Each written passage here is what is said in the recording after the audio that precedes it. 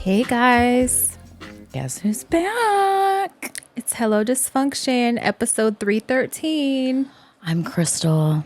I'm Patafria. I'm hot. We're back. It's been so long. It feels like forever. Yeah. I was telling you when we were gone, I hated not. Being on schedule. Yeah, I didn't. And I was telling you, like, 3 years ago, I would have been so fine with it being interrupted. But now, no. Yeah. I feel like it. it's like daunting. Like I feel like there's something, like you have stuff to do, like pressure on like me this. To do stuff. Yeah. Like it's not relaxing when we're not recording. So no, because I'm thinking about it. Yeah. I'm happy to be back. Me too. Yeah, we have a lot of notes, a lot to talk about. Yeah. Yeah, that fan feels real good when it oscillates my way right now. We're sweating as usual. Definitely. It's mine and Mark's wedding anniversary today. Oh, it is. You're right. Happy anniversary to you guys. Happy anniversary to you too. Thanks. We both forgot it until Charlene texted us and told us happy anniversary. And I said, thank God they both forgot. So it's like not no one's fault, Yeah, because I forget every year. I think I've remembered in 15 weddings. It's because it's our 15th this year. Can you believe that? That's rude. Crazy, right? Yeah. So in 15, I think I've remembered once. Wow. Maybe twice. I mean, you'd be all over the place, though, so I wouldn't even take that personal. And I'm not someone who's really big on, like, expecting a lot and, making a big deal about it. No. Yeah. No. I was telling, he was like, you don't want to do anything. You don't want, me to cook anything. You don't want blah, blah. And I was like, no. Just relax. Yeah, you're, like, really good to me all year, so. Yeah, take a load off. Yeah, definitely. You relax. I could relax. Also, the day before yesterday was the Jacka's birthday. That's why I'm wearing this. It's been 10 years since he passed. No way. And I'm like, I remember getting the phone call like it was yesterday. I had just ate Chipotle. You're 10 years, really? 10 years. Yes. This is 2025. It's been 10 years. That's fucking I had Chipotle. Crazy. I had just That's crazy. I had just had Chipotle. I got the phone call. I was hella upset. I threw it all up. It was a day. It was a fucking day. And I remember like it was yesterday. And it was fucking, it's so weird because, growing up, you hear older people talk like that. Like, I feel like it was yesterday. You know what I mean? But now I get it. I totally fucking get it because the years really fly by. And I think it's rude. They do. Yeah. And that shit sucks. 10 years. This is a 10-year-old shirt. God. Yeah. Couldn't believe it. R.I.P. to him. What a loss, man. Yeah. R.I.P. Do you remember, what else? It's not 10 years. It was 7 years, I think, on Sunday. Mm-hmm. Do you remember Sky King? Sky King? No. So his name was, let me give you his exact name. His nickname was Bebo. His real name was, I believe it was Richard. But I'm going to tell you. Sorry. Who is it? I'm going to tell you. Do you remember the dude that stole the, he stole the airplane out of SeaTac Airport in Seattle? Mm-mm. It was in 2018. How did we get here? Because anniversaries. Anniversaries. What are we doing? How did we get here of all places? So when you remember or who he is, it's a very I was watching the video earlier and of course, I was crying. I've been crying at everything all day. I don't know why. But you were crying about someone that stole a plane? Yeah. You don't remember the audio? I don't remember the case. I never knew about the case. So I'll give you the rough synopsis. And I only brought it up because of anniversaries, right? Mm-hmm. And so he was a 29-year-old dude. He worked at the airport. He fucking stole a plane. Never flew a plane. Was he a pilot? Was he a fucking? He worked at the counter. He worked in like loading baggage on the fucking baggage shit. claim. He worked in. Girl, but he steals the plane. You know, when did this happen? 2018. It was in Seattle. I'm like, this must have happened in the 70s or something. No, and so. He takes the plane and he's flying it, and air traffic control connects with him. Of course, they send some fighter jets up, right? And he's like flying the fuck out of this plane with no experience. And he's talking to air traffic. Hold on. And so one of the lines that he says, really, he starts out talking to air traffic control, and he goes, I have a lot of people that love me. Don't you do an office moment. What are we doing right now? It goes to mental health. It's right. Mental health. All right. Trigger warning, unaliving. Oh. He starts out and he's like, got a good sense of humor. He does. And he's cracking jokes on the fucking system? Yes. I'm going to watch. So... Is anyone else on the plane but him? Nope. Okay. It's just him. Good. He doesn't harm anybody else. That's good. Yeah. And so one of the things he says is, I'm a broken man. And I guess I got a few screws loose. And I didn't even know until right this moment. And he's like, I got a lot of people that love me. They're going to be real disappointed I did this. And I just want to tell them I'm so sorry. I apologize right now. And then he's like, You think I can, I can't remember if he says barrel roll this or loop-de-loo it. Girl, they called it barrel roll, but he motherfucking takes the plane, flies it up.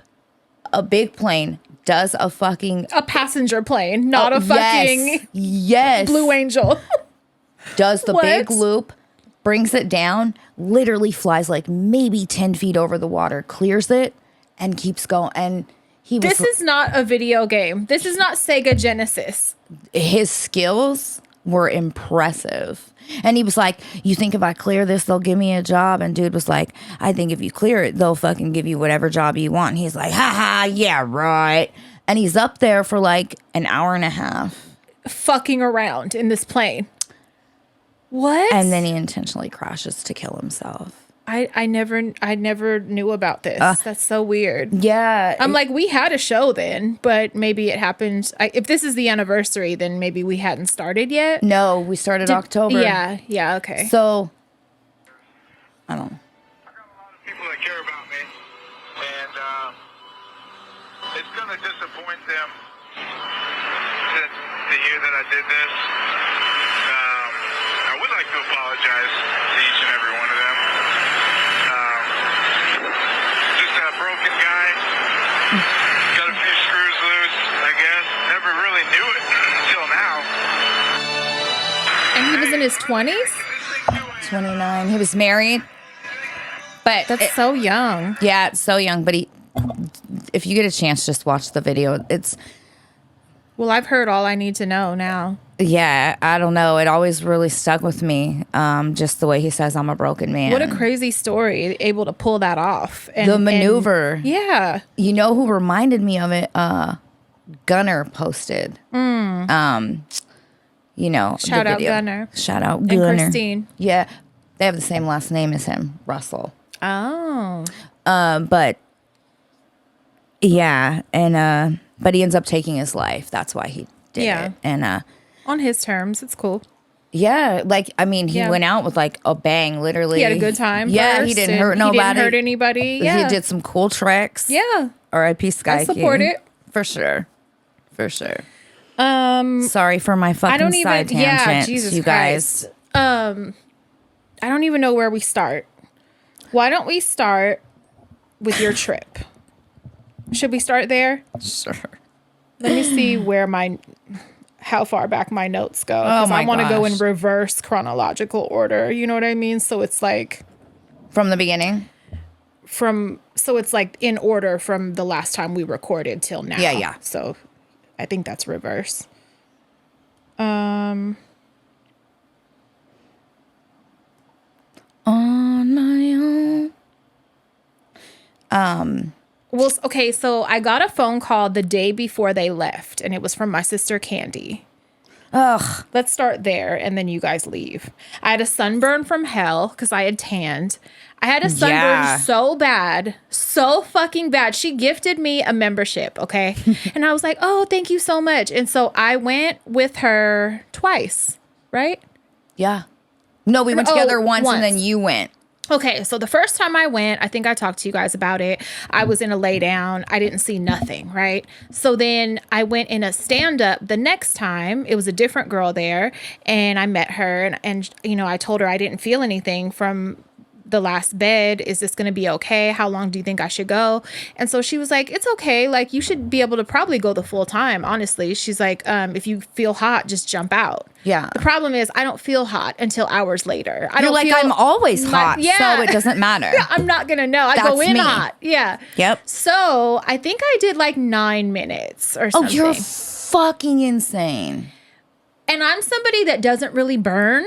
And if I do burn, it's like a little bit, and then I go to sleep, and the next day it's brown. Like, you it doesn't. lobstered yourself. I was a fucking lobster to where it hurt to Did you sit. get blisters? No. Thank God. No, but it was like, you know, very red in certain places, and it hurt. It hurt to get up and sit down. It hurt for like I slept in a nightgown. It hurt for my nightgown to be touching the front of my legs. Like, I was so fucking red. And it didn't go away overnight like it normally did. It lasted like 3 days. Oh my God. I was like, what the fuck did I do to myself? So I haven't been back since. It's brown now, but I know I'm ready to go. I'm ready to go back and burn again. So yeah, okay. Oh, anyway, so how did I do that? I said my sister called. Anyway, all right. I don't know, but I'm rubbing off on you. And I'm loving it. You're not the only one that derails. Nope. I'm loving it. I get a call from my sister, and she's like, did they leave yet? And I was like, no, they leave tomorrow. They leave in the morning. And she was like, oh my God, I had this dream. So my sister and her mother, my godmother, are like clairvoyant. And they always have very been. Much. Like, my mama can give you a reading. Like, that's how in tune she is with it. My sister more so just gets like dreams, feelings about things, stuff like that. Yeah. So she tells me I had this dream. It woke me up out of my sleep because I woke up and I had a text from her like in the middle of the night, and it was like, call me when you get up. Well, I went back to sleep and I forgot that ever happened. So I never called her. So she calls me like in a panic, like, you didn't see my text? And I'm like, oh, I went back to sleep. So she tells me it woke her up out of her sleep, had her shook, like hella scared. This never happens. She never dreams about the girls. She was very fucking concerned. Yeah. And wanted to make sure that I got the message to them that, you know, keep an eye on the girls. Basically, like, Stevie had went into a store and they locked the doors. She was a little bit ahead of everybody else, like the rest of the family. It was you and the girls. Which is something that would really... It's a likely situation. Very much. Mark was not with them. He stayed back at the resort or wherever, hotel, somewhere. And it was like Crystal and the girls just going nearby to a store. Stevie goes a few steps ahead. She goes in the store. They lock the doors. They're locked out. So they're trying to keep Stevie and fucking traffic her. Somehow she gets out of a back door or something and takes off running. And you guys are freaking out. Mark is reached. He pulls up. Like, she ends up getting away. But it was such a scary fucking situation. So she was like, make sure you tell them my dream. Tell them my dream. And she was so shook about it. Like, she hit me the day after you guys got back. Like, are they back yet? Like, you didn't tell me. Like, she's been thinking about it the whole time. It had her fucked up. And I did. You know, what's funny is I fucking thought about that shit the whole time. You're already paranoid and anxious and worried all the time anyway. Hey, so Bunny and fucking Stevie, dude, I knew where they were at all fucking times. We The flight was uneventful on the way there. Actually, I'm a big fucking liar. No, the fuck it was You not. said it was bad, but you didn't It was tell me why it was horrible bad. because First of all, I didn't know it was going to be a 5.5 hour flight. neither did I. Had no idea. How about and on the that way there's a time home? difference. Let's talk about that too. No idea. I knew there was going to be about a 2-hour time difference. I did not know that it was going to be a longer flight than Hawaii. And I didn't know on the way home was going to be 6 hours. Yeah. I also have come, before I even tell any story, I am not a traveler. I'm not someone that really enjoys it. I just don't. I'm a creature of habit. You're a heavy smoker. Yeah. You know, That's what I was thinking of. How are you going to just be on hurry a and flight sleep. that long and not be able to smoke? I Benadryl it. Oh, okay. I usually Benadryl it. It's very uncomfortable. Like, not to say it for the millionth time, but with perimenopause, I already don't fucking feel good all the time. I have no patience. On the flight there, okay, I have, and not even to be mean or fucking, I'm not trying to body shame anyone, but I had a white lady behind me who, dude, it felt like she was 6'7", okay? Because the motherfucking bitch. Were her knees in your back? Oh, not She had only long that, legs? she had a fucking toddler, a bad toddler, who was like maybe 2, that she kept putting in front of her big long-legged ass. Was it hitting you? Maria, the whole flight, I'm like this. Oh, no. And I kept going like this. Oh, For real? no. Oh, For no. real? Great. For real? Oh my! And the dad knew. The dad looked so uncomfortable. Oh, no. And I could see him trying to tell. Like at one point, he even picks the kid up and walks away. Yeah. It didn't matter because fucking Susie, bitch, is Her still legs are still in beating your the back. fuck out of my back. Because God forbid that fucking bitch sits still. Oh my! Ugh. Yeah. And there was a Filipino girl sitting next to me. She was young. She's probably like 22 maybe. Real sweet. Of course, you know I'm talking to her.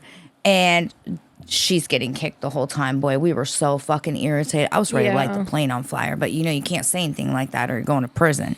So we make it there. We were so thrilled to get off. We make it through the airport in Mexico.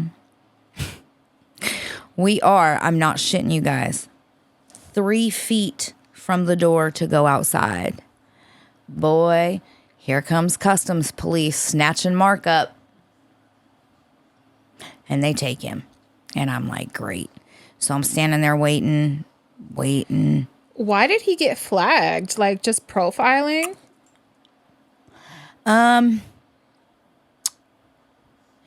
It's a little racist there. Or colorist. I don't know the right term. But Bunny kept getting pulled for searches. Wand search. Mind you, I'm standing right there. They ain't even looking at my bag. But they're fucking, you know what I mean? Yeah. Like, Mark, like, I don't know. Wait, so, okay, I'll let you tell the story. So we're about 3 feet from the door. They pull Mark. 5 minutes goes by. Another person at the airport tells us we have to go out. I'm like, okay. Me and the kids, we go stand out. We're waiting. About 15 minutes go by. Mark comes out and I could tell he is furious. And he's like mumbling under his breath. And the first thing I said was just shut the fuck up. I am not spending 4 days trying to bail you out of a fucking Mexican jail, bro. Like, just shut up. Whatever happened. Turns out. Also, the girls shut up. Oh, they knew. Yeah. They fucking knew. So he had a pack of cigarettes on him when we flew in to Cancun. There's a duty-free store where you can buy cheap fucking cartons of cigarettes. So he buys 2 cartons of menthols. Well, you're only allowed 200 cigarettes, okay? Which is essentially 2 cartons, I guess. So he was over, right? It wouldn't have mattered. Okay, I didn't know this because when you told me the story, I thought it was the Mexican police that jacked him. It's I didn't was know the it was police. airport customs police. I didn't know that. Yes. I thought y'all got stopped in Mexico somewhere by the policia and they jacked him. This is before we even left the airport. Okay, this is totally like what? But they still got fucking them good fucking guns and shit, right? So Mark's like, these are my wives, you know, a carton of these are my wives, a carton are mine. Well, when he says that, they're like, basically, no English, we don't understand you. But they were speaking English before that. So I found out that because Cancun is such an international hub, typically to work there, you have to. It's a legal hustle, basically. You know, I mean, it is. That they're doing good. Long story short, they charged him 690% tax on his own cigarettes. The one pack, the $9 pack, they made him pay them $70 for it. But everybody, you know, that was at the wedding, like that we spoke to, got fucking pulled and charged for something. At the airport? At the airport. It's a What the fuck? girl, they are making money. Well, they know who's coming in there because it's like a And can you imagine? vacation area that they flew to. We scream American too, Yeah, you know? yeah. Can you imagine all the shit our president talks about their fucking Oh, country yeah. and their people? Oh, yeah. You think they're not like, fuck y'all? I would be like, fuck y'all. Fuck y'all. So I'm not mad. I mean, I can't. I get it. I Yeah. get it. Was I happy? No, but Yeah. like, I fucking get it. Yeah, for sure. Another person, you know, that we knew that flew in, they fucking charged him for his own luggage. Yeah, Like $200. they're like, you got to pay it. Do you want your fucking 9 bags of luggage or not, bro? Let me know. Someone else had a laptop. They charged them for it, and someone had a camera. I mean, like, they're They making know what they're doing. they're making good. It's Yeah. a legal hustle. Yeah. They leave their nice Yeah. little tips. But so at that airport, when we're waiting in line to go through customs, right? I'm bent over and I can't remember if I was getting something out of my bag or God only knows what I was doing. But under my foot, you know how there's the poles and that has the base on it or whatever, and it like has the things, you know, the things that's, what are those? A divider? Divider, They're, like a chain or a rope. or a divider. cloth, you know, Yeah. like. So as I'm bending down, I feel my foot on one of those, right? And I'm weird. It feels good on the arch of my foot. So I'm like pressing and rolling my foot, right? On it, looking suspicious. Are you hiding something, ma'am? What are you doing? I turn around, bitch. It ain't the base of a pole. I'm doing that too. Excuse me? What was it? What? This poor lady's fucking bag, bitch. You're rubbing the arch of your foot on it. I'm smashing my foot like this. Because it feels good. As I'm bent over digging because it feels good. And I went, oh my God, I'm so sorry. And she's laughing, thank God. And she's like, it's okay. And I was like, it's really not. I'm insane. Oh. I'm so sorry. Oh my, I did it for like fucking probably 70 seconds. The poor, oh my God, Maria, I would have just been like, thinking can about you it, get I'm your mortified. motherfucking foot off my And I'm shit, pressing please? harder. You're readjusting it to get it on there better. Can you get the fuck off my shit, please, ma'am? I don't know what you're doing. Oh my God, the poor lady. Oh my God. Thank God she was so nice about it. But we get there. It's nice weather. It's very humid. I want to just say I did not have hot flashes there. Maybe because it was so warm and I'm humid. so jealous. I didn't. I did wake up sweaty, even though we slept with the AC on, right? But also the way our room was set up, if we left the balcony doors cracked, the AC would shut off. Why? It just did. Weird. Yeah. So, you know me, I'm like a lizard. I want it like a terrarium, a moist terrarium. So I would Damp. intentionally do that. And it was so fucking humid. You know, the floor is like tile, but it's like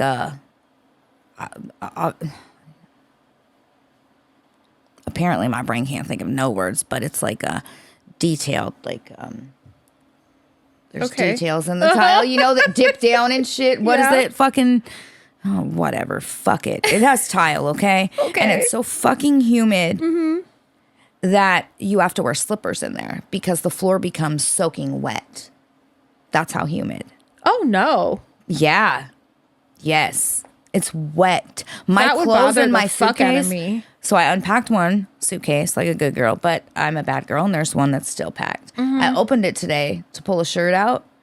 All my clothes in there are still damp just from Oh God. life there. We go to sleep. We have 2 beds in our room. Mark got drunk. He fell asleep on one bed. So I was like, fuck it, I'll sleep in this other bed. Thank you, God, I did. Because we woke up. Mark had to go do some stuff for the wedding. So I was making the bed. And as I'm pulling the sheet up, I look. On one side, it looks like someone ran over it in a quad. A In an dirty ATV? quad. Yes. I still don't understand what could have caused that shape. Right. Then on the other side, there's blood splatter. Like blood On splatter. the bed. Like 5 blood splatter spots on this sheet. And it's Somebody drove the ATV over and crashed. hurt themselves Yes. on the bed. Do you know what happened when I brought it to their attention? No. And there were also some weird white, crusty, oily spots Oh my God. on the headboard that looked like oily, dried nut or something. What is that about? There's like this turquoise cloth headboard on the wall. Yeah.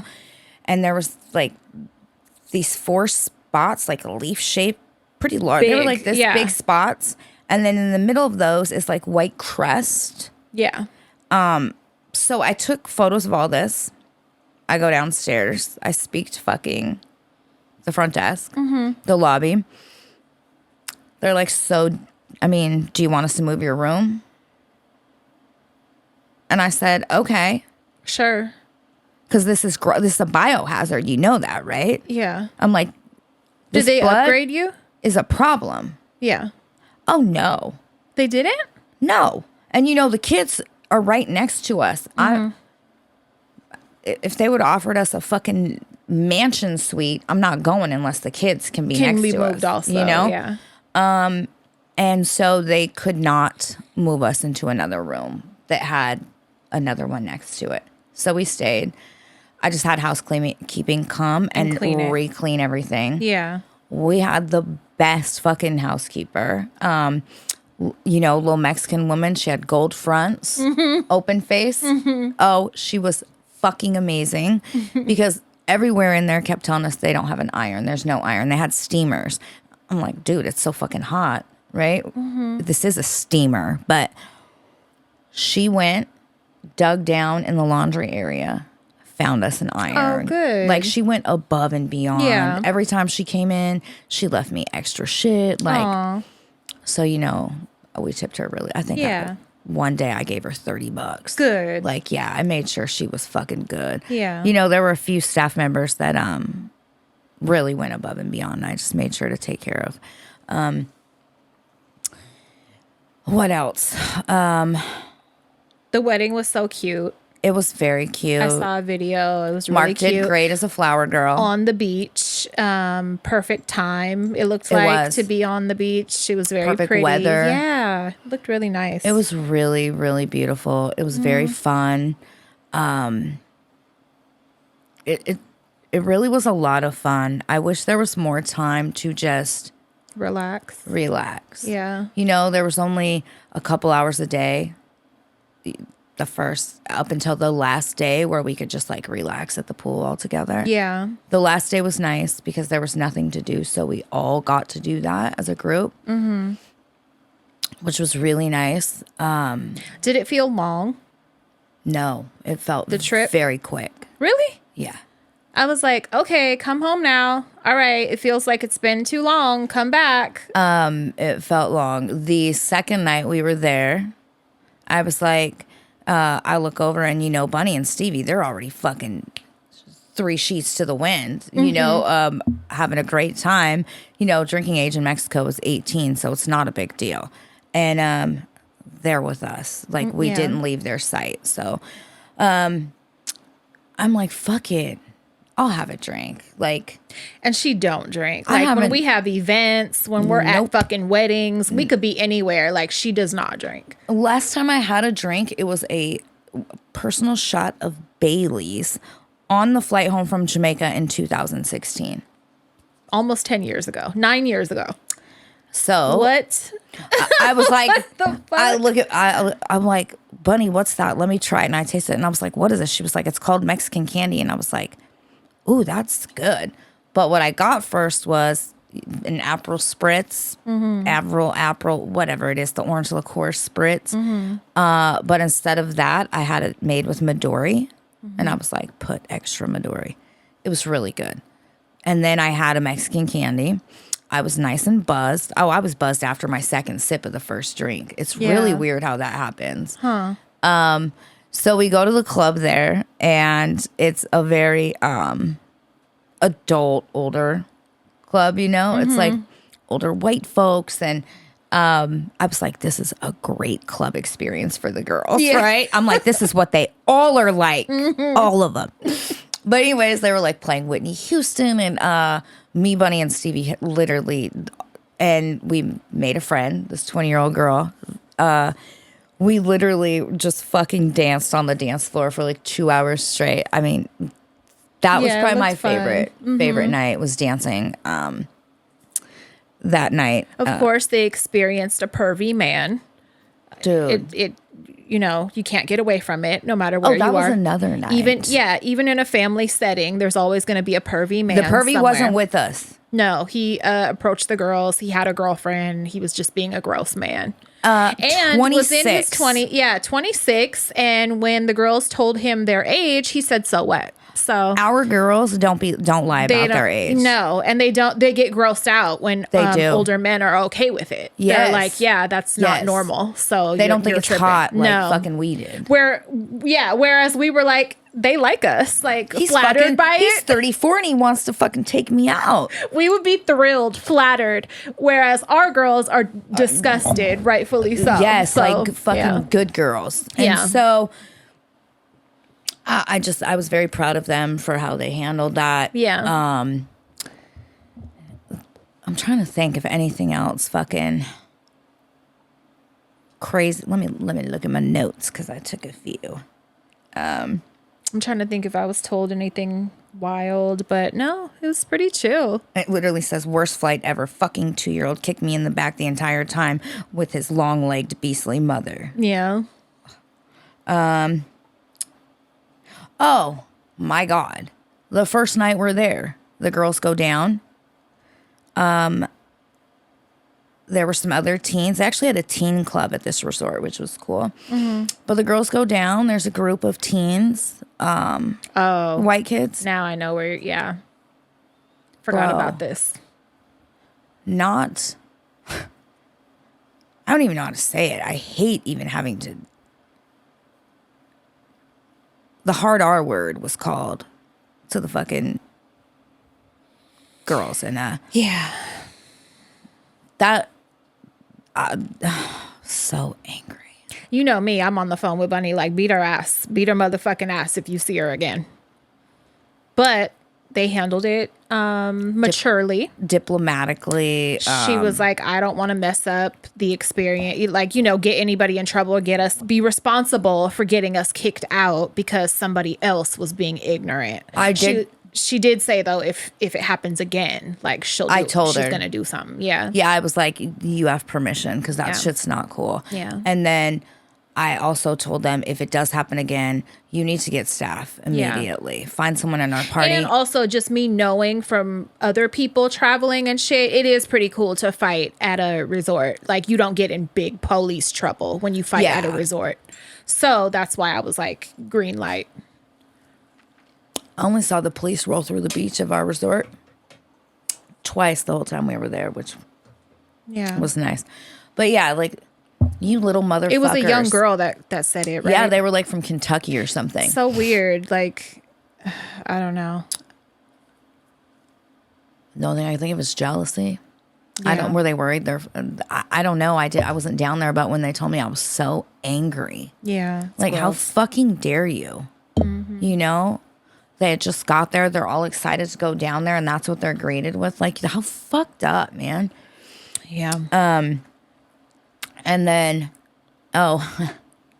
going through fucking, when you go through customs, they scan your passport, and then they take a photo of your face. They scan your eyes. And my face was not matching my passport. So my passport is from 2016. It's almost time to redo it.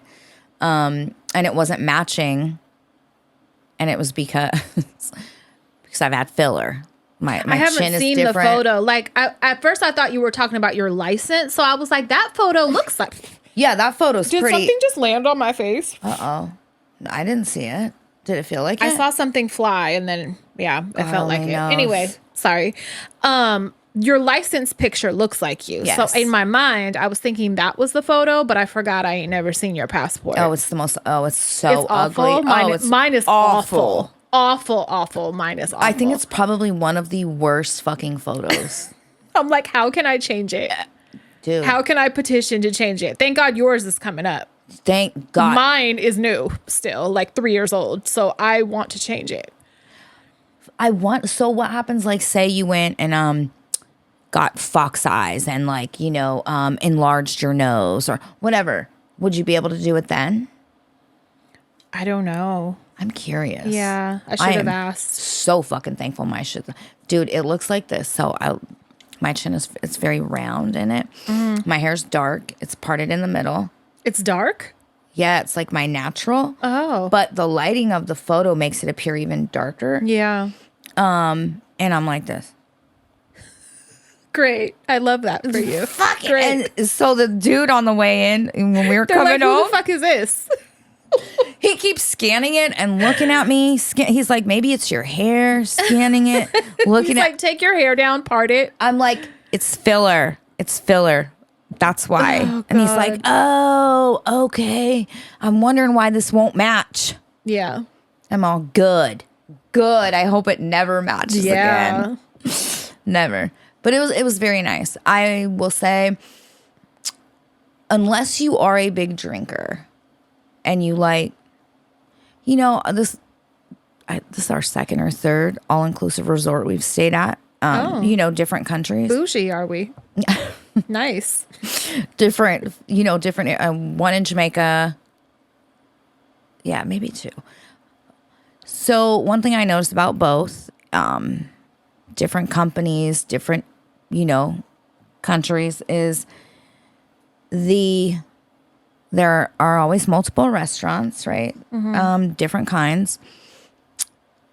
And at an all-inclusive resort, everything is free because you've paid up ahead. All your alcohol, your drinks, your food, everything. You just, you bring money to tip. Make sure to tip everybody. Everyone there works fucking hard.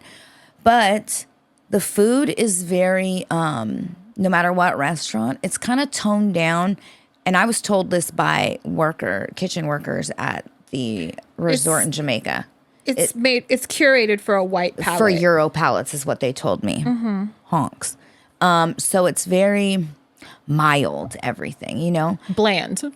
Bunny was pissed. Yeah. Yeah. Yeah. The best thing to me was the breakfast buffet. Oh, really? Yeah. And, because the breakfast buffet had Mexican breakfast too. So, but yeah, even the Brazilian steakhouse was good because you can't really fuck up steak, That was good.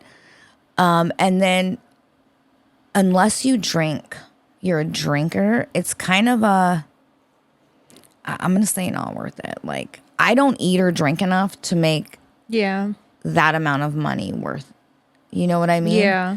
But it's perfect for gentle palates that love booze. Yeah. You know what I mean? So just an FYI for everybody. But it was nice. It was very nice. It was nice. The kids had fun. Mark was the flower girl, and he did a great job dancing and throwing flowers. And personal shots of alcohol out his fanny pack. Yeah, that was cute. It's a cute little video. Yeah.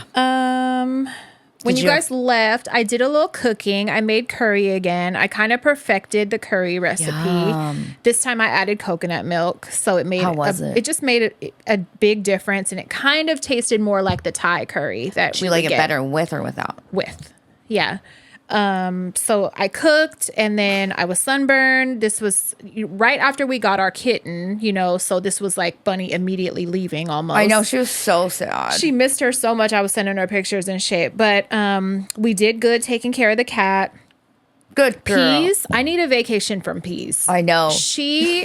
Oh my God. Like, we got back and she came over and had a full throttle and said, I came over with stuff to bribe you. Can you take me to get my car? I need a break. And I was like, well, I got to run to Antioch. And she was like, I'll go with. I'll go with.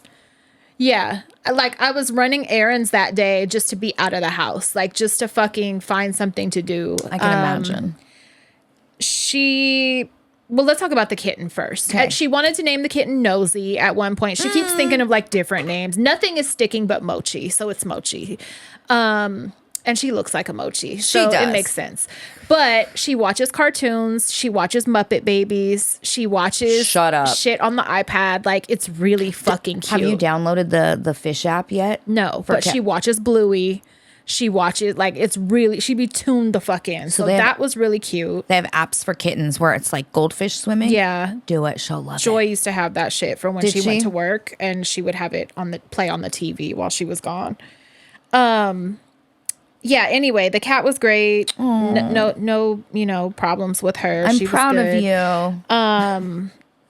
Peez, like, one day we were sitting on the bed watching something, and she was looking at this video on YouTube, and then, like, I don't know if it like showed something religious or whatever, but she turned around and she goes, "Did you know that Jesus is our savior?"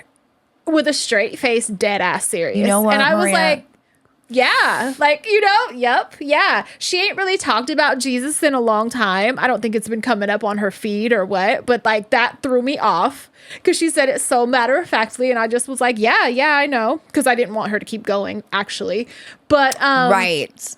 That was funny, but she turned into like a bully of me after like day 2 or 3. She was like, oh, my sister ain't here that I got to worry about? Yeah. It's on. Yeah. She told me I did something. I told her no about something. I can't remember what the fuck it was. It was not this serious, though. She tells me, thumbs down. You get a thumbs down, and is going like this at me. You're boring. You're so boring. I don't even like your tattoos. They look bad. I don't like your cooking. I hate your stupid food. I hate your drawings. I hate your painting and coloring. Then starts going, boo at me. She wanted you to kill yourself. Then, oh my God. Then I get up and I'm ignoring her, and I'm like, you need to stop. Okay, that's enough. That's enough. I get up to go pee. She goes, that's what I thought. You better walk away. That you better run. That's what I thought.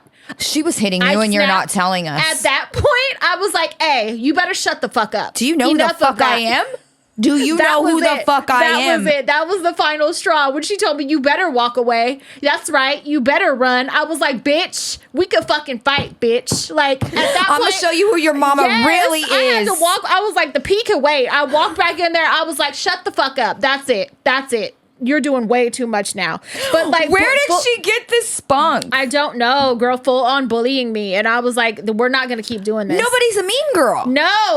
No. And she don't never do that. So I was like, oh, you're feeling the fuck out of yourself. Something must have came up or something, and something because. Well, I had told her no about something, which kicked everything off. Oh, she was harboring resentment. So she was mad. Yeah. And so it was like, I had shorts on, and I know that's what made her start talking shit about my tattoos. They look bad.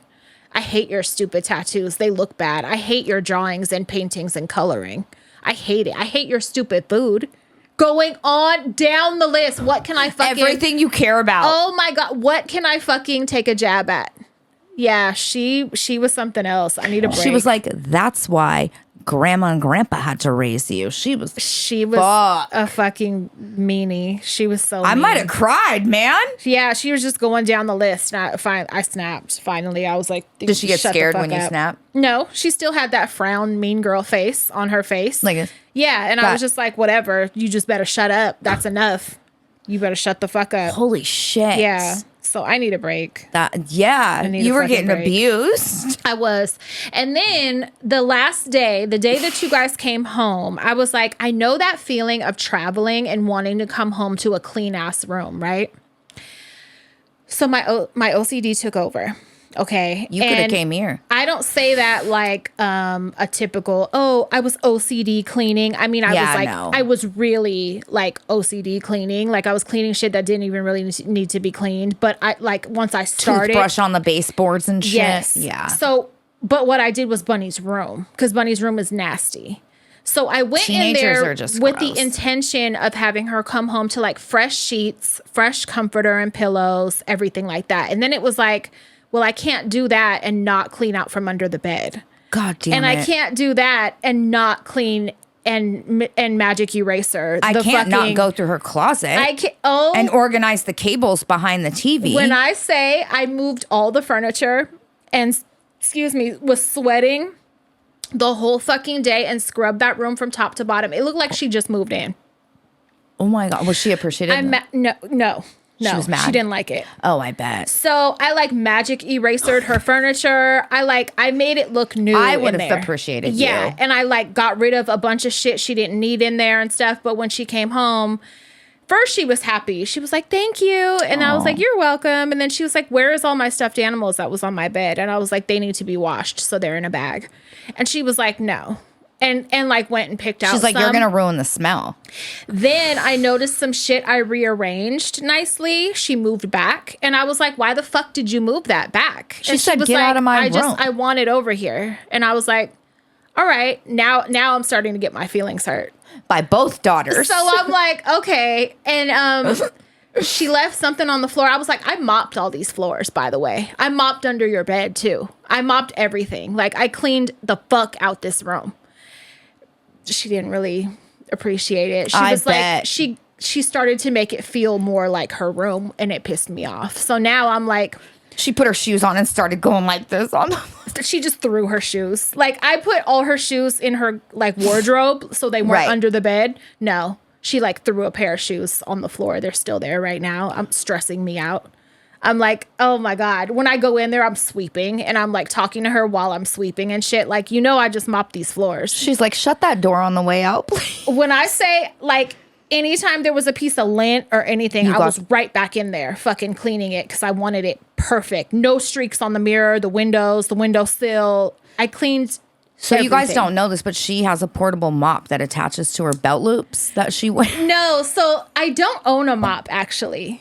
At all. So the way that I mop. Don't you tell me you put a t-shirt on a fucking broom. On a broom. Yes. Carolyn. Is that what she does? Yes, but Carolyn's disgusting. I'll tell you about hers. So what I do is I take a t-shirt and I cut a little hole in it, right? Just enough for the stick. And then it drapes around the bottom of the broom. And then I, mix like hot water and Fabuloso and shit. It's a good idea if you don't have a broom. Yeah. I mean, a mop. It works really good. And so I dip it, and I wring the t-shirt out. So it's still very much wet, but like not sopping.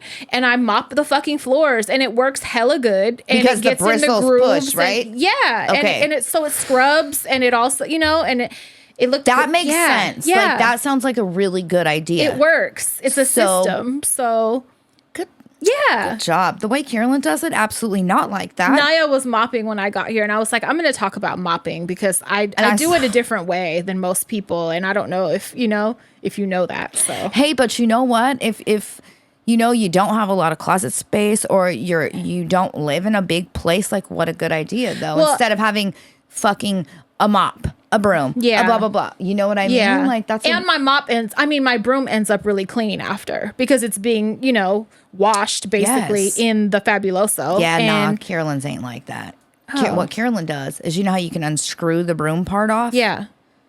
The bitch does that, takes a shirt, who knows if it's clean or not, takes a shirt, and rubber bands it to the whole broom?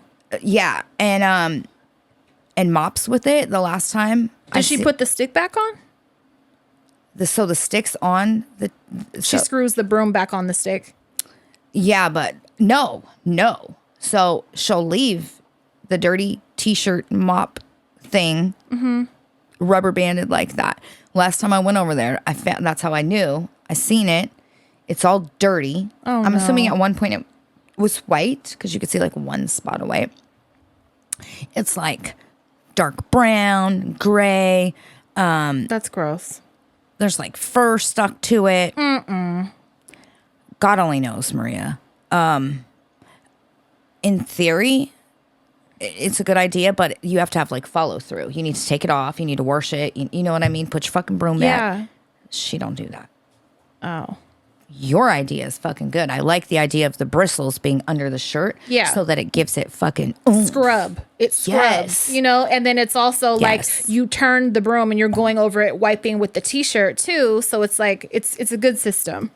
I like that one. And then what I do, I take it further and I get a towel, like an old bath towel, and I scoop my feet all over where it's really wet at. So like the cat or nobody don't fucking slip or any of that. Or so put it's like, prints. Yeah, in my streaks and fucking where I mopped. So I go over and just do that too.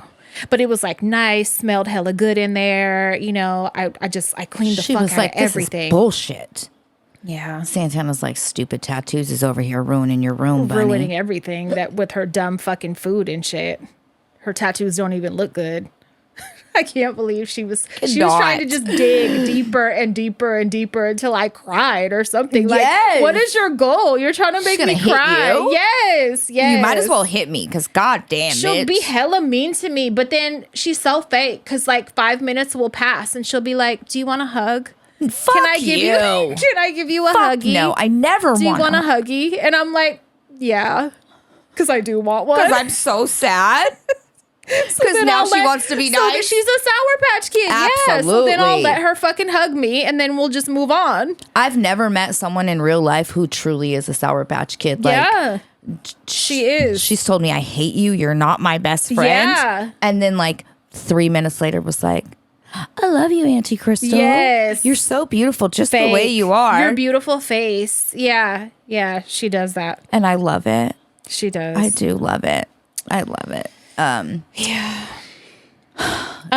Real quick, Kelly Whiskey I love sent her. us $40. Thank you so much. It was for coffee and whatever, and just nice appreciation gift for us. Yeah, she's fun. Oh, and she said for you always putting up with her ADHD or something. She said Her ADD, Yeah. she will like manically send messages like shit that's happened, you know, like tell a story, and Oh, okay. they're great.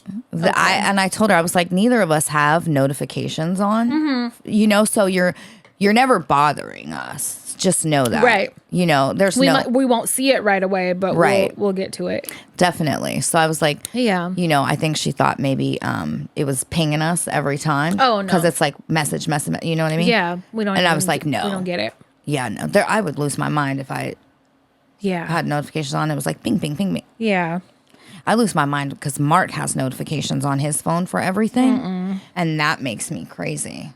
Just him having notifications on. So yesterday, so while I was in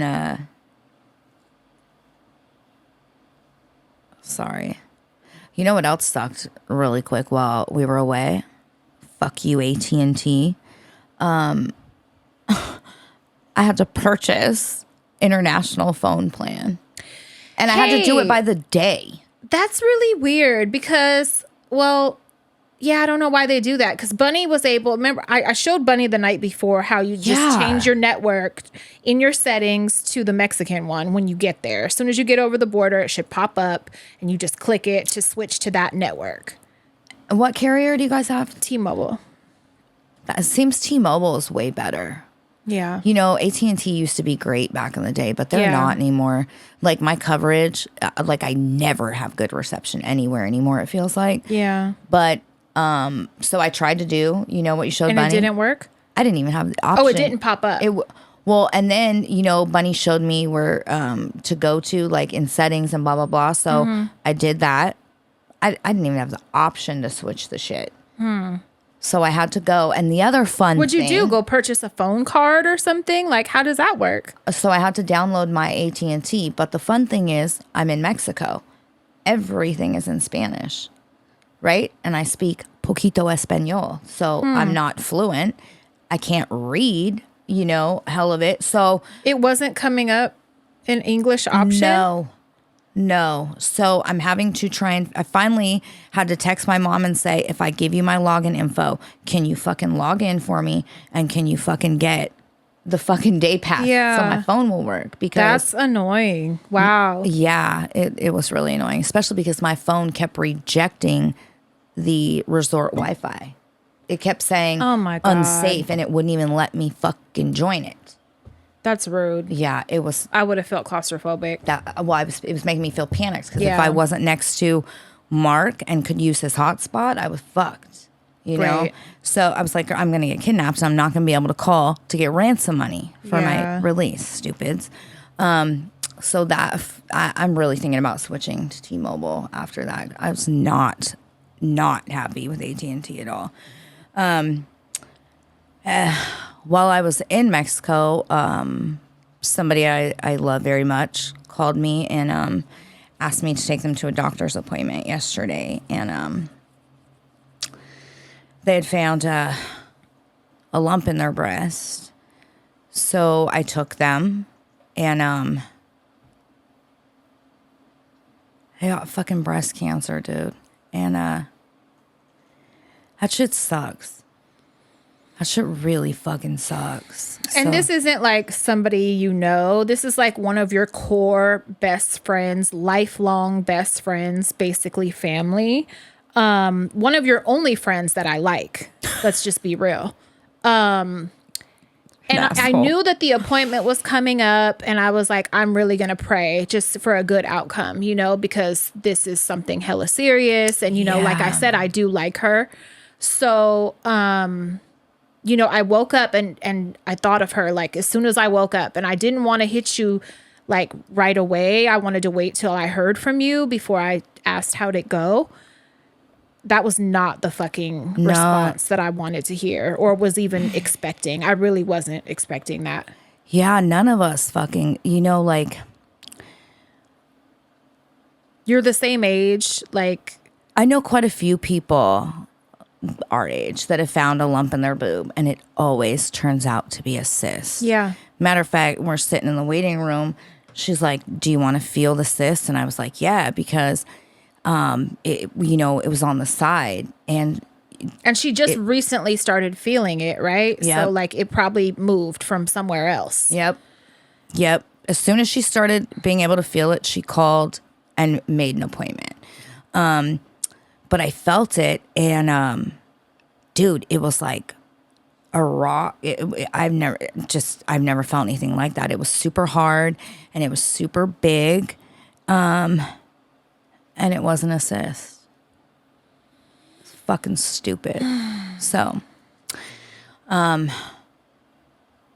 she got.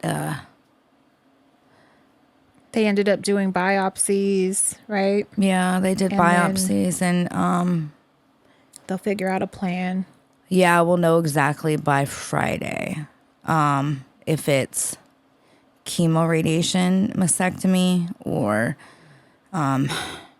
chemomastectomy, radiation mastectomy. Yeah. But yeah, so that I just hopefully, it's like, I don't know, with the advancements in medicine and all that, like, I'm sure they'll be able to get rid of it and she be good. So, I'm insane. I go on Google and I'm like reading everything I can because, there's different types of breast cancer depending on if there's like hormone responsive breast cancer. So there's certain types of breast cancer that respond to immunotherapies and specific hormone targeted therapies along with chemo and blah, blah, blah. So 5-year survival odds are very good, over 85%. You know, in some cases, if you do everything the doctor suggests, you're at like 95, 92%. Yeah. So great odds, right? It's just, it's fucked up the shit you're going to have to go through to get there. You know, it just really sucks. And you don't want anybody you care about to have to go through No. that. Like, No. yeah. No. So if you feel anything, Please. get it checked. Do self-breast exams. Yeah. I don't know if you guys remember how to do them. You can do them standing in the shower with your arm up. You put your arm up. You go like Just this. feel around. All around your boob. Yeah. Lay on your back. You can do the same thing. Do that shit at least once a week. Please. Anyone with boobs, do it. Yeah. Men can get breast cancer as well, FYI. You guys feel your boobs too. It's very important. It is. Stay on top of that stuff. Yesterday, it's like school starting time. So like we're dealing with getting Peez registered because she's starting kindergarten, and it's like a very stressful process, right? So the day before yesterday, I guess Monday, I don't know. I'm looking for her birth certificate. I'm like sweating, dripping sweat, pulling out so much shit. I'm really good about keeping important things in a certain place, right? So I go and I open this file and I have all the kids but her. And I'm like, what the fuck? So I'm like thinking to myself, why would I have taken her out? Like, what reason would I have taken her out? Not for daycare, I don't think. Not for the pediatrician, I don't think. Like, what reason would I have had? So I'm searching.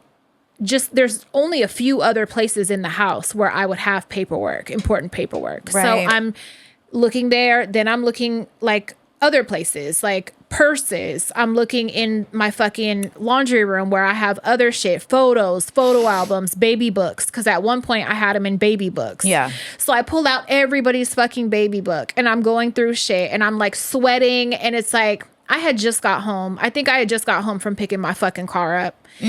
I hadn't even ate dinner yet, nothing. And I'm like spending 3 hours, I believe, on this. And then I'm like showing Stinker's baby pictures he probably ain't never seen before. She's sending me photos. I'm pulling up all this shit. And then I come across this like proof of birth, basically. And it has a signature from the doctor that delivered her. And it's basically what I took to her pediatrician. And it had just like her weight, her description, you know, my name, my maiden name, my birthplace and shit on it. It's kind of like the basic information of a birth certificate, but not a birth certificate, like before you get a birth certificate. Which is not through the state. When I saw it and I didn't see the father's information, I laughed. And then I thought about it like, wait, I never had a fucking birth certificate for her because I would have seen the blank where the dad is. So I was like, wait a minute. And then I got to thinking when Bunny was little, I went to Berkeley to get hers. I wasn't just automatically issued one. I had to go get it. So I Googled, like, in such and such county, like, are you automatically issued a birth certificate or do you have to go get it? Because I knew I didn't go get it. And it's like, no, you have to go pay and go get it. And I was like, oh my God, I'm starving. I have a headache. I'm sweating. I pulled all this shit out. It's called perimenopause. Tearing up my fucking house for a birth certificate that never existed. Never. So I wasted a lot of fucking time and pissed myself the fuck off. And it gets better though. So I call her and I'm like, hey, I'll pick you up tomorrow. We'll go get her birth certificate. We'll go do the other things we need to do, blah, blah, blah. Mind you, I had just went to get Bunny's a couple weeks ago for her passport. Yep. Like 2 weeks ago, I went and got hers. 2.5 weeks ago. So I knew where I had to go. I could no longer go to Berkeley. I had to go to Oakland. Yep. So I was like, we got to go to Oakland. Yep. And I go, wait a minute. Why can't we go to the other one?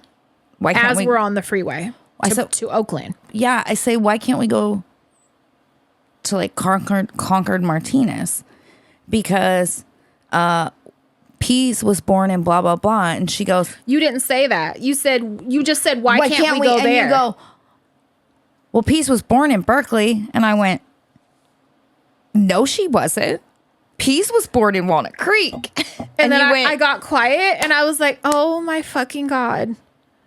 Oh my God. Because in my mind, I was like, all my kids were born in fucking Berkeley. Yeah. Not that one. Nope. Not that one. Nope. My brain, that just left my brain. I didn't even have that in a file in there anywhere. Like, we were on our way to fucking Oakland. Driving on the freeway. Thank God. Could you imagine parking and all that shit and then it dawns on us because we're fucking stupid? Because we're both losing our minds at the same time. Oh my fucking God. Yeah. So we had to get off, get back on, go the other way and got it. But the other place was really great to go. They were great. Yeah. We got to see a marriage in matching pajamas, Raider colors. She went to the bathroom.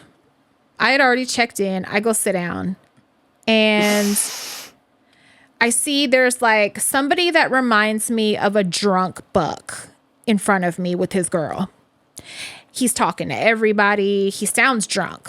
He's talking to everybody, hella friendly, including other people in this conversation. He's on the phone with his mom at one point. He's like, I mean, in my head, we're married, but apparently by society standards, we weren't married. So now we're married. So they basically were there to file, their marriage at the courthouse and getting it done. And his girl's like, yeah. So then he starts talking about cake flavors and he's turning around to this guy that looks pissed off and irritated a little bit. And I'm just like, oh my God, do not fucking talk to me. Do not. I'm sitting there. So mad and they didn't talk to her. And I'm texting her like, you're missing it. Like there is a fucking drunk buck in here fucking talking to everybody getting married. Always miss the good shit. So then like their witness is with them and he congratulates them and they get up and they're in matching brand new pajamas, matching pants and long sleeve tees. And I'm like, when I walk in, they're getting up and walking my way, and he very much was drunk because you smelled it. I smelled it, and I seen she's holding him up. Oh, holding him up. Yes. Oh my God. And he's like leaning on her. Like, I love things like that. It's so awesome to me. I was just like, where am I? Like, what is happening? I was like, this is fabulous. True love. Do your first dance right here so I can witness it. True love in matching pajamas. That's love. That could have been me, like at some point in my life, Dude. maybe. Who knows? No, like, for real. If I would have fucking listen, who knows? The ex was a Raider fan. It's not a far-fetched idea, dude. The fucking like, yeah. I thank God. God. It was funny, but they were thrilled. They were happy. Yeah, definitely. We're having a lot of fun enrolling Peez in school. Oh, God. There's a lot of fucking... what I thought she started tomorrow. Judgment? Judging books. Judging books by their cover. Which is... Dude, anybody who knows us knows she might look one way. I behave how she looks. Yes. Like, for real. Yes. And you behave how I look. And it's fucked up. Like, when we rent Airbnbs, anything, like, we use my face because there's no judgment. It's really shitty. And I just don't want the extra hoops. You know what I'm saying? Yeah. That I have to jump through. So I always like, if I can have her handle some certain things, I will, because, it just makes it easier for all of us. I know what world we live in. yeah, well, they look at her ID photo. Alarms go off. Bing, bing, bing, Alarms bing, bing. ring through the building, apparently, because it fucked off our whole program. And if you've ever registered a kid for school, nowadays everything is done online. You submit all the forms. You used to fill out forms and bring your copies of whatever in person to the secretary and have it done, right? Now they're like, no, you do the work and you fucking upload everything, which I hate already, which I think is bullshit, right? Same. But whatever. So she gets it done. I do every fucking step, which there's 15 probably Yes. items that need to be done. Including uploading the birth certificate. Dumb and Dumber just fucking drove and got yesterday. Yes. So we do everything on the fucking list. Get it done. We're happy. We got it done. Yay. We're all proud. Yeah. There's one copy of some shit that needed to be dropped off in person. She goes to do that. That's when the alarms go off. Yeah, because they pull it up. They see her ID. They're like, she's like, I need every page of your housing Of the actual lease document. Yeah. So they literally, which I've never ever experienced, all fucking 13 pages they want. Then she writes this post-it note of the list of stuff she wants me to bring in person, including her, because she's like, you don't get to register her, even though her mother registered her online. Nope. You have to come in.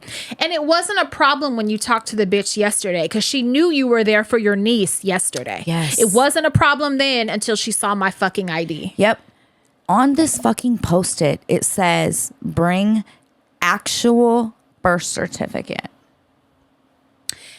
And my problem is you're implying fraud, bitch. That's what you're doing. And I don't fuck with that. You think we're making birth certificates? I'm making a fake one for what? My alien baby that I doesn't barely know exist how to make fucking fucking go to emails.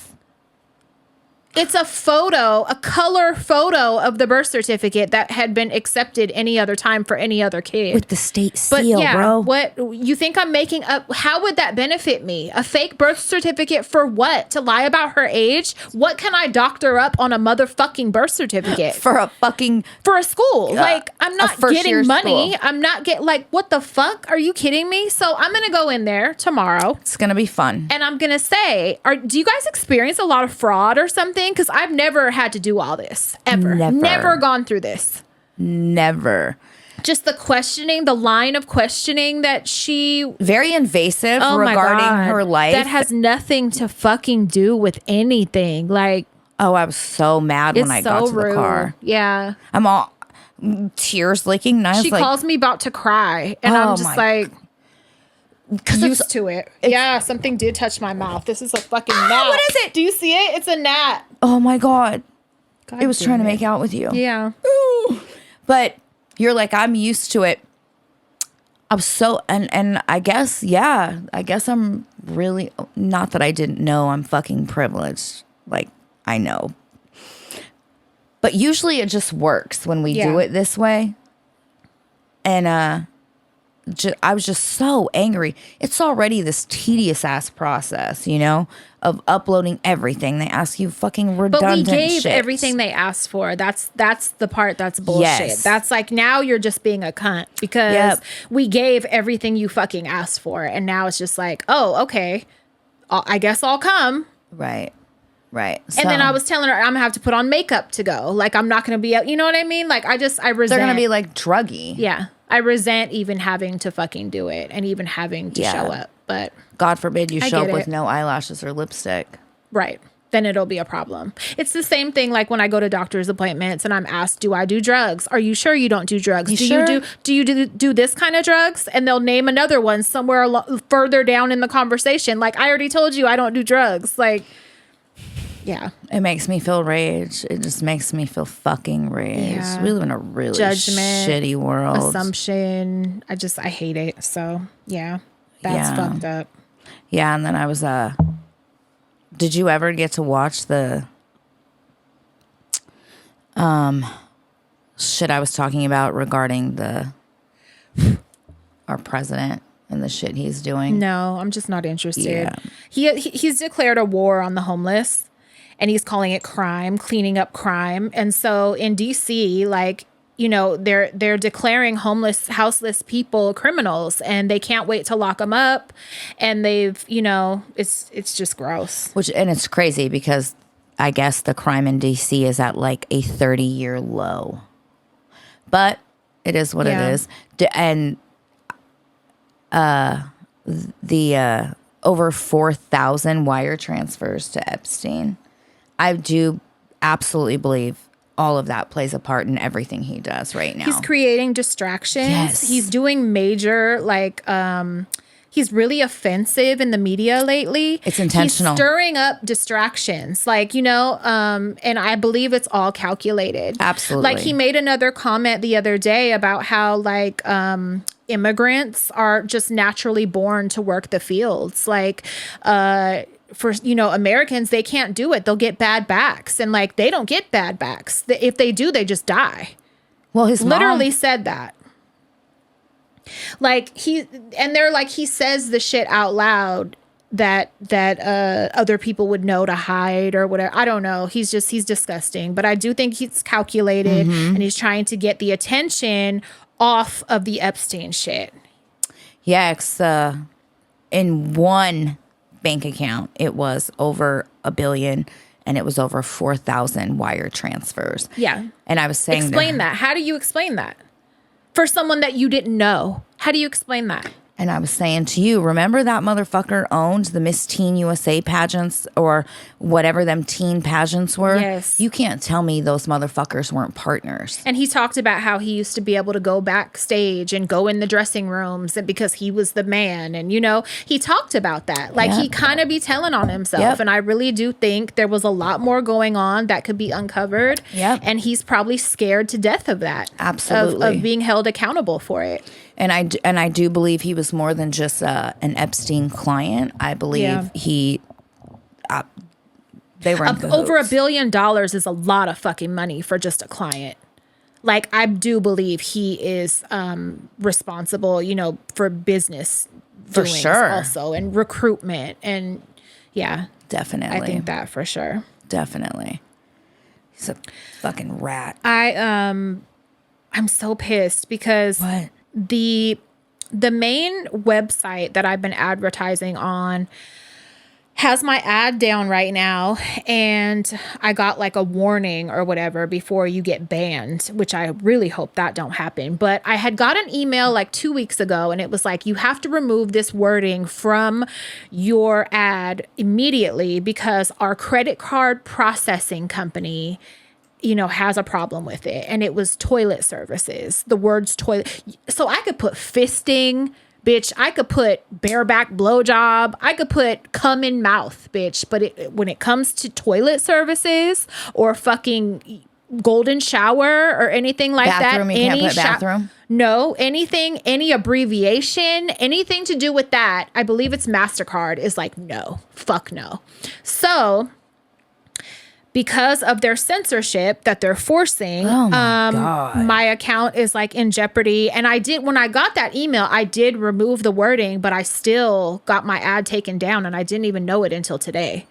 And so it's been off. It's been down for like, so I emailed them, and I'm like, you know, I changed the wording right away when I first got the fucking notice about it. But and I just took out a lot of my description period and just kept it, you know, Email me for services. yeah, just very minimal. And it's like, it's just a war on fucking sex workers. It's an ongoing war. They're like, can you guys just die off already? We're sick of you taking ownership Yeah, of your but own it's like- pussy and making money. But or, like or whatever. the activities that they'll allow versus what they have a problem with is so weird. And it's just like with OnlyFans, like you cannot piss. I got in trouble for a golden shower video on when I had OnlyFans. I don't anymore, but when I did, and they're like, absolutely not. They removed it. They removed the video in private messages and a preview of it off my feed. They were like, absolutely fucking not. No scat, no golden showers, nothing related to toilet services. But they're like, you can do But double vag, double anal. you could get gangbanged and have everybody come in your on your mouth. fouse. And it's Fouse. totally fine. But don't you dare do a golden shower. Like, what sense does that make? Who makes these rules? I don't know. It's so gross. You need to be a lady whore. Yeah, you be the right kind. You don't be a wild animal. You don't be a wild one that's in control. No. You be a submissive lay down sex worker. You let them Like, come on you. Yeah. If You it's don't that type of ever- activity, it's okay. But if you're taking charge and No, then doing no. anything out of the norm, no, we're not having Put your that. fucking apron on and bend over, bitch. Yes. Yeah. That Maybe shit- I should just try that. I don't know. Do a kitchen photo shoot. I don't fucking know. Listen, do you know how many motherfuckers will be on that whole submissive Wife type fantasy. The trad wife I resent that. I resent so that. disgusting. The what? The trad wife. What's that? You know oh God, you're right. It's another a fucking one. gnat. It kissed me. It's the gnat that kissed me. It's still alive. It wants to buy your services. That one's okay with getting pissed on. It's really big in the fucking right-wing world right now. It's the apron fucking Conservative housewife model. you grow your own food, fucking bend over, make dinner, fucking Wear a ribbon in your hair and have your Shut your lipstick mouth. on when your husband gets Yep. off work. Do not disrespect him. Play that game. Oh my God. Not interested. I'm not. No. It's just not me, you know? And I don't want to have to like fucking be fake. Like, The reason you've always been good at what you do is because it's authentically not me. an act. Yeah, exactly. So I don't want to. I can't be nice. I can't pretend like I'm nice. I am friendly. I can't pretend to like you or your fucking wiener, I am stupid. friendly, but I'm not gonna be fucking. You're not gonna be Susie fucking homemaker. No, and I'm not gonna be catering to your wants. You're not gonna go, okay, daddy. No, No way. I'm not. Yeah. I'm not. No, the reason We're gonna have to figure this shit out because I'm not. Yeah. But yeah, and you know the other website that I think I've mentioned before, Arrows, like the credit card companies are fucking with them again to where they're not even accepting them as a payment anymore. Now you have to buy Bitcoin to even put your, and I don't remember how to do that. At one point, That's like so confusing. Backpage back in the day did that for a while, or some other website, I don't remember, but I had to like go to another app, like all this shit to buy the coins. You got to make sure you buy it from a trusted seller.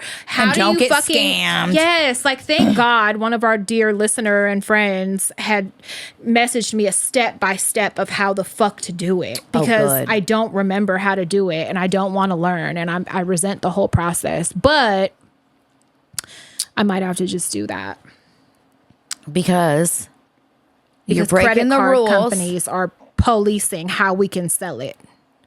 You're breaking the rules. Yeah. You're not submissive. You're a bad girl. Nobody wants a bad girl. I hate it. Yeah, it's real fucked up. It is. That really pissed me off. You can't even fucking be in control of your own body in any way. No way. No fucking way. Did you see, this is a little bit older news, because you were gone, because you put us on pause, our show on pause. It was your fault. You disinspected it. Did you see Billie Eilish, what she was kind of like? No, I didn't see anything. Not really. Okay, she wasn't really getting heat about it, kind of, but a lot of people were sticking up for her too. It appeared to be kind of equal, but she was in Ireland. And she's Irish. She's American, but she's Irish. She has Irish background. So she was there and she was doing a show. And at one point she got on the mic and she said, let me see if I quoted her. She said, she said, it's really cool to come somewhere and like everyone looks exactly like you. And so they're like, woo, all that, right?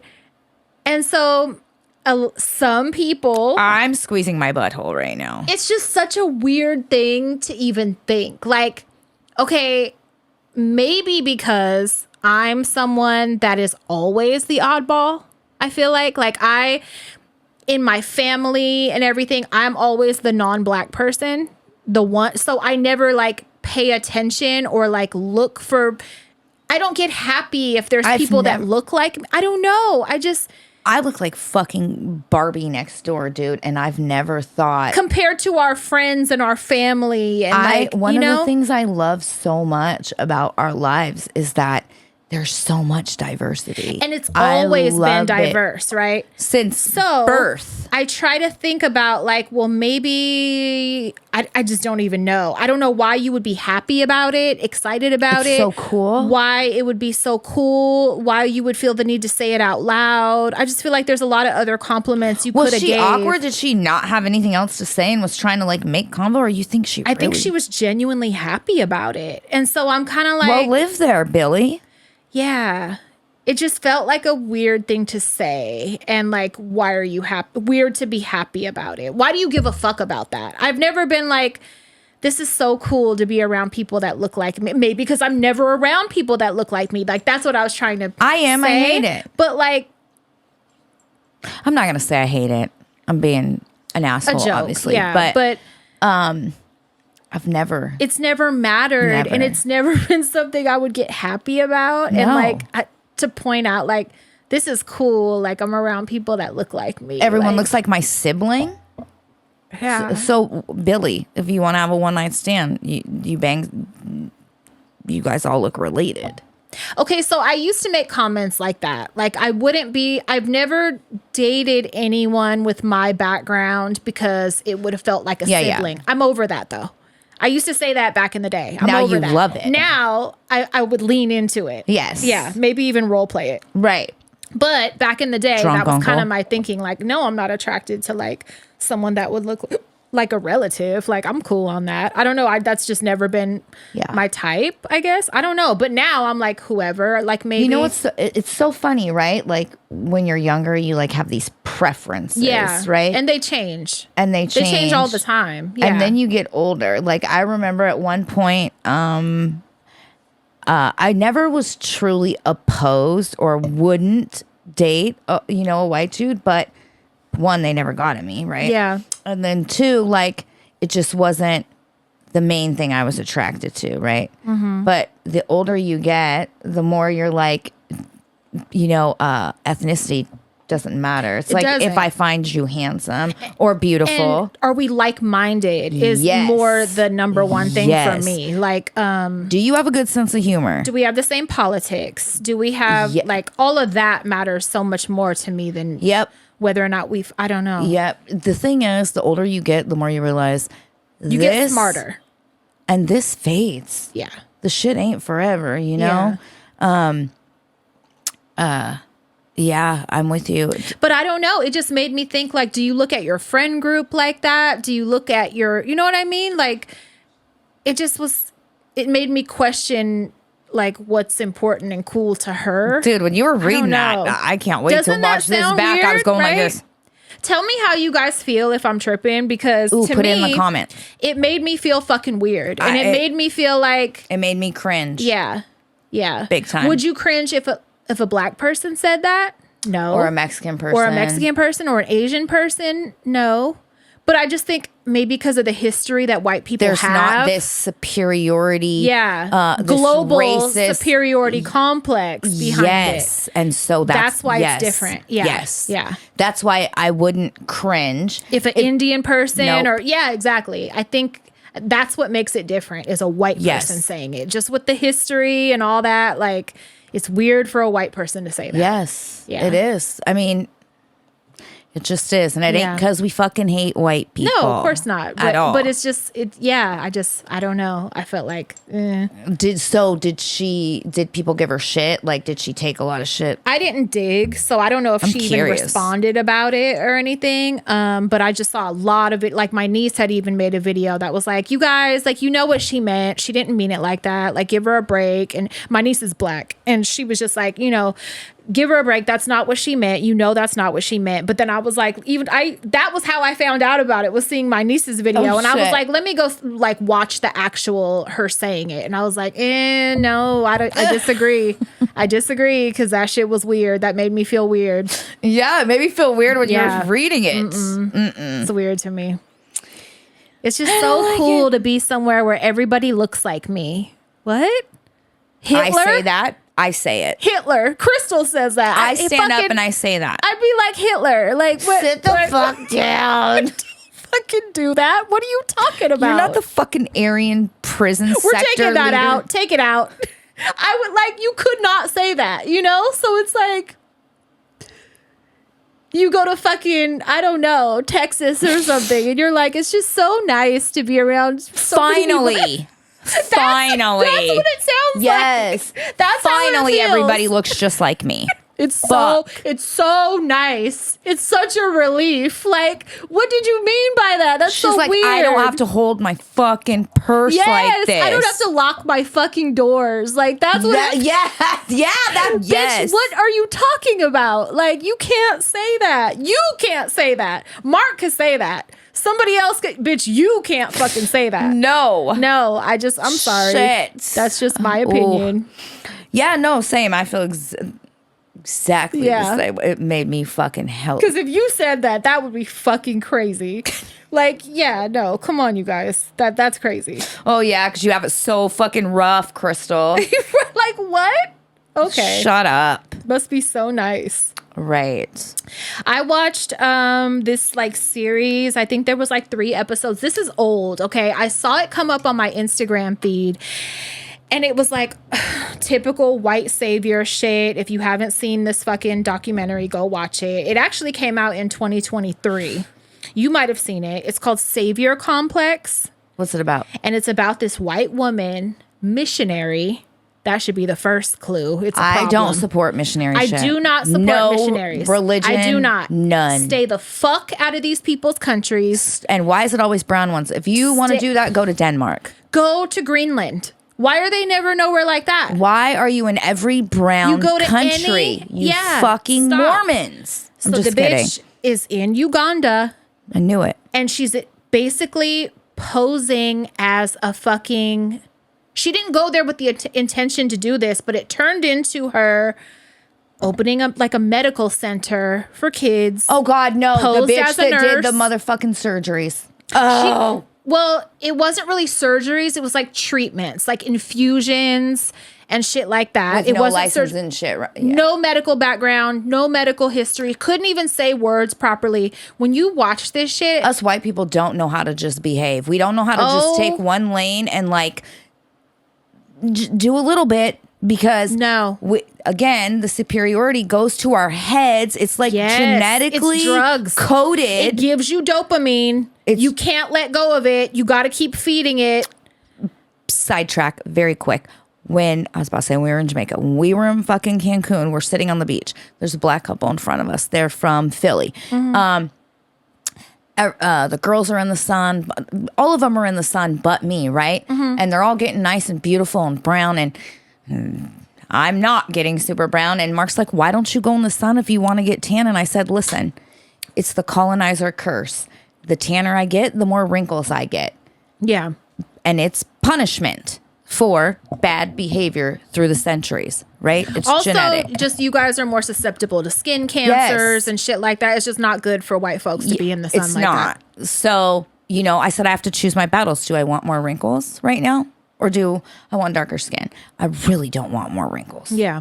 So, but the couple in front of us were crying, laughing, and they turned around and they were like, you're all right. You're all right.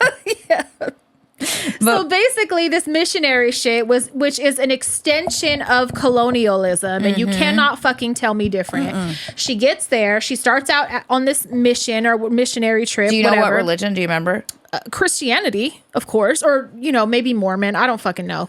But she goes out there and she's preaching, whatever, and they set up like a school type setting for the kids, which I don't like. I hate that shit. And so they have these kids, and then suddenly it turns into a feeding program for like hungry children and shit. If you're hungry, you better read this scripture. And then it somehow grows into from feeding kids, it turns into like some need a place to stay. And they reached out to her and she was like, well, I guess.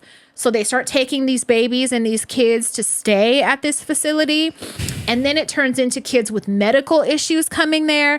And so at one point she's overwhelmed. So she gets the help of actual doctors from Uganda, actual nurses that stay there and help her and shit, right? Mm-hmm. They are interviewed for this documentary and they're basically talking about how she would take over. And they were like, she's paying our bills. Like, you know, all this donated money and shit that she gets, like, money goes a long way, especially in these countries. And she knows that. And so she can take charge and they're not going to correct her. So they're like, I tried to speak up every now and then, but, you know, we would just let her take the wheel because she insisted. And she's paying their fucking check in a kid's head. She's doing scary shit. What? It ends up being like hundreds of kids die. She's like, you know, when kids are like starving or whatever, if you feed them too much too fast, there's a name for it, but like they can get really sick and almost die from that. There were a lot of cases of that. There were a lot of cases of her giving IVs and fluids and shit that were too much. It was putting too much pressure on their heart because it was too much at once, right away. Like, you're supposed to ease into this shit. That's why the bag depletes super slowly. She was killing fucking kids. And she's like, it's okay, there's more. They were like, these other groups were like trying to get her arrested, and the police were like not fucking with it because they're like, this lady brings money, you know, and you bring money, and you know, where's that bitch now? She had to flee at one point because people were threatening her life and shit. So her adopted Ugandan daughter and her now live in a racist part of, I believe, North Carolina. Why was she given a Ugandan child? Where they have fucking Confederate flags and Klan members and all kind of shit. She's like perfect. And she talks about how her daughter, who's like probably 8 years old or something, how uncomfortable she is. And she cries because she can't go back to her home country because her mother has threats on her life. So you move her to a racist fucking town? That's your solution? That's your fucking solution, is to move her. She cries and she can't. So God forbid you move her somewhere where there's people that look like her and people that, you know what I mean? You move her to a fucking racist town in Hickville. Like, because what? It's best for her. Yes, because that's where her parents are and protected shit. there. Yes. And I'm like, oh my God, it's just so wild. It's called Savior Complex. I hate that she was able to take a child from there. I hate it. It's on HBO Max, and it's like, you're going to be mad. You're going to get fucking pissed. You're going to be fucking pissed. And the fact that there's no accountability for these babies' deaths, because do you think it would have went like that in a European country? Right. Like, do you? Right. Absolutely not. What they did end up doing is, like, you know, there were people advocating for these families, for like 2 mothers that lost their babies, and they were able to find a lawyer in Uganda that would take on the case pro bono, that did real digging, found records and all that shit, and was able to get them a settlement. Okay. It's not going to bring their baby back. They couldn't do a criminal like lawsuit. They could only do a civil suit, I think because of statute of limitations or something. But they finally got this bitch in court. They went to a mediation. She's lying to their face in the mediation, denying shit that she did that is on video that they already played. She's like, no, I've never done that. Oh, I'm sorry. They already played the clip. Exhibit A. Psh. Oh my God. So she's in there lying. They end up settling. Of course she is. What she paid them was the equivalent, I believe. It was like $1 million, whatever is their currency. I forget what it's called, but 20 fucking American dollars. It ended up being like $9,000 or something. For killing their baby. For killing their fucking baby. And when I saw that, because at first I was like, thank God, at least they'll get something, you know. And then I saw that. I mean, I don't know how far that would go where they live, but that doesn't sound like enough for a life. And that doesn't sound like enough penalty for this bitch. So you basically settled and paid these families 18 bands for killing both of their kids. So they each got 9. And then after that, listen, this is why I say it's like genetically coded, this superiority Anglo God complex. Because then after killing these Ugandan babies, she goes, I'm going to get me one. And takes one to a racist town because that's best for her. Yep. Oh, yep. My and I'm God. watching this poor little girl, and I'm thinking how awkward she probably is at school. The lady talks about how uncomfortable she is in the neighborhood and shit. Why would you put a baby through that? Why would you fucking do that? Because she don't give a fuck. Because it's only about you.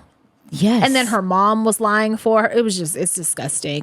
It's gonna fucking piss you the fuck off. Somebody needs to fucking beat her ass. I was like, this is wild. And the fact that you had to settle, like she was getting millions and millions of dollars in donations to set up these facilities, you know, that she worked at and everything. And then like slowly when the cases came about, they slowly donations, you know, slowed down and eventually stopped. But like, you can't tell me you didn't still have hella money. And you had to settle and she pay kept that shit. $18,000. That's nothing. That's piss in a bucket. That's to why you. she probably was like, okay, I'll do that. What? Because she probably had hundreds of thousands. Yeah, and that's not no real punishment for her. $18,000 total for taking two lives, and you took like some people say she took like fucking 800 lives. Like it's sick. It's sick.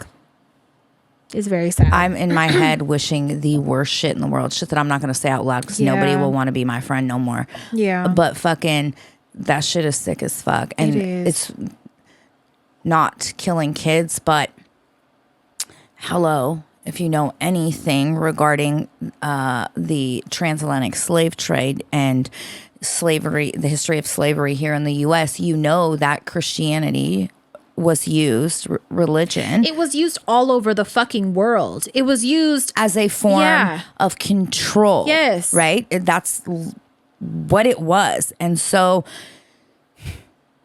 it bothers my fucking entire soul, the idea of missionaries. Like, you know, there's certain religions where when you hit a certain age, you have to go on a mission. I know Mormons are one of them. There's more. I'm not just singling out Mormons, but off the top of my head, I know for sure they do. They leave the country and they go do missions. Mm-hmm. And the thing is, it's predatory as fuck. You know, you go to these impoverished areas where you know an American dollar will go, sometimes 5 times as far as their own currency. And people that are in these areas and they're desperate, you know what I mean? You know that. You motherfucking, air quote, God-fearing fuckers know that. And you still do it. But they also target populations that already have established religions. Yes. They already have their own spirituality. Yes. Who the fuck are you to come and tell them that yours is right and theirs is wrong? Because and I have a real fucking problem with that. Theirs is backed by dollars. Theirs is demonic, is what they teach. And so they're like, you have to worship white Jesus. Yeah. What are you doing? Do you want to go to hell? And then some go as far as beating it into them, making them forget all of their history, forget their religion, forget their language. Like, it's sick. I was watching the kids singing these fucking Christian songs and shit, and I'm just like, oh my God. It's one of the reasons I have a really hard time with religion in general, with the whole God, with Jesus. Just be spiritual. Yeah, for sure. Yeah. I believe in something. But that organized shit, no. Nope. It's been used for so much bad. Yeah. Fuck that. Yeah. 2 thumbs down. Do not recommend. Absolutely not. Fuckers. Okay. We got write-ins, huh? We got a lot, I think. I know. My head's hurting. Wait, should I do a voicemail? Yeah. We haven't done one of those. Yeah, girl. Shut up. Play one for me, girl. Okay, we have a few. Okay. Oh, shit. Let's see. I gotta pee. Uh-oh, what did I just do? Oops. Hold on. First of all, tell me why I was getting ready to cry during this phone call, and then I heard your guys' little message and the song, and I started laughing, of course. Good girl. But my name is Emma, and I am Paloma's mama. I wrote in a few years back when I lost my newborn daughter. I remember. After she was born. And I just wanted to call in and wish her a happy 4th birthday. She would have been 4 years old on August 2nd. And just honestly, just to truly thank you guys. I've been a patron since 2020 and listened to you through my whole pregnancy with her. And after, you guys have really just saved my mental health through all of this time. And now I have my second daughter, Soleil. She'll be 2 in October. I love that name. And I'm just so grateful for you guys. So thankful to have had you guys through both of my pregnancies and through all of the hard times, the pandemic. And so, yeah, I just wanted to call and say that I'm grateful, that I'm thankful, and to wish my baby a happy birthday in the stars or wherever she is. I know she's here in spirit, and I know her spirit lives on. And yeah, that's all I wanted to do was wish my baby a happy birthday and thank y'all for really being a part of what has saved my mental health these past 5 years. I did also struggle with postpartum after my second daughter. So thank y'all. I love y'all. I can't wait to see what else is in store for you guys. I know you guys are going to do big things. I'm manifesting that for you guys. I'm manifesting wealth and happiness and health and all the good things that you guys deserve for helping people the way that you do. And the way that only you guys can do. Mm-hmm. So I love y'all and happy birthday to Paloma. Oh, not me. I'll cry. I know. Happy birthday, Paloma. She warned me before we started that I've been crying she's about emotional. shit. I cried watching the Sky King video 3 times. Okay, so I've fucking been. I have emotions today. It's weird. Ew. Thank you so much for that message and happy birthday to your baby. I was gonna say she has been around since the beginning. Yeah. I remember when she lost her daughter. I remember her, writing in when she had postpartum as well. Like, she's been a constant. Yeah. And thank you for being here with us. Absolutely. And happy 4th birthday in the stars. Oh, Soleil is such a pretty name. I too. love that name and a lot. Paloma. Yeah. Good choices. Yes, Really good beautiful choices. names. Okay, I have another one. Let's see. What is my phone doing? Hi, Pat and Crystal. I just want you guys to know that I called in and I listened to the voicemail and I had to hang up because I had to cackle for a good 5 minutes. I'm not calling in for any advice. I'm actually sitting in front of my nail appointment eating cottage cheese with blueberries because I'm a gross like that. I love you. I do pineapple. I had a picture pop up from your live show a few years back, and I was like, oh, such special memories. I had to flee the town that I was in because I may or may not have tried to fight my baby daddy the night before. Oh. And it just made me laugh hysterically because I thought, if that's not dysfunction at its finest, I don't know right? what is. Girl. I'm pretty sure I got super drunk and even told Pat Yeah. that I had to leave town because I almost pretty much caught my baby daddy. But, we've grown. It's been a few years since then, and I just wanted to call and share that memory with you guys and tell you that I've been around since the Ask Patafria days. Oh, God. Oh, shit. I actually started following her because she had gotten a tattoo by a tattoo artist by the name of Ducky. The tampon. I think she did the She went tampon. with Little Debbie And did years ago. this. I don't know, Pat, I don't know if you'll remember. I But remember. I just wanted to say that I love you guys. You're amazing. I love what you guys do for so many of us. And I look forward to your shows every week. And I am signed up for Patreon. I'll go do a review because I haven't done that. But And it's my birthday. have a great day, ladies. I hope you got a good laugh. I'm going to finish my cottage cheese and blueberries. Good girl. Bye. Bye. Bye. Thank you. What a I love nice feel that. good message. I love that. These are good. No more fighting, baby stabs. Yeah, we're past that. I love cottage cheese with pineapple. It's a good source of protein.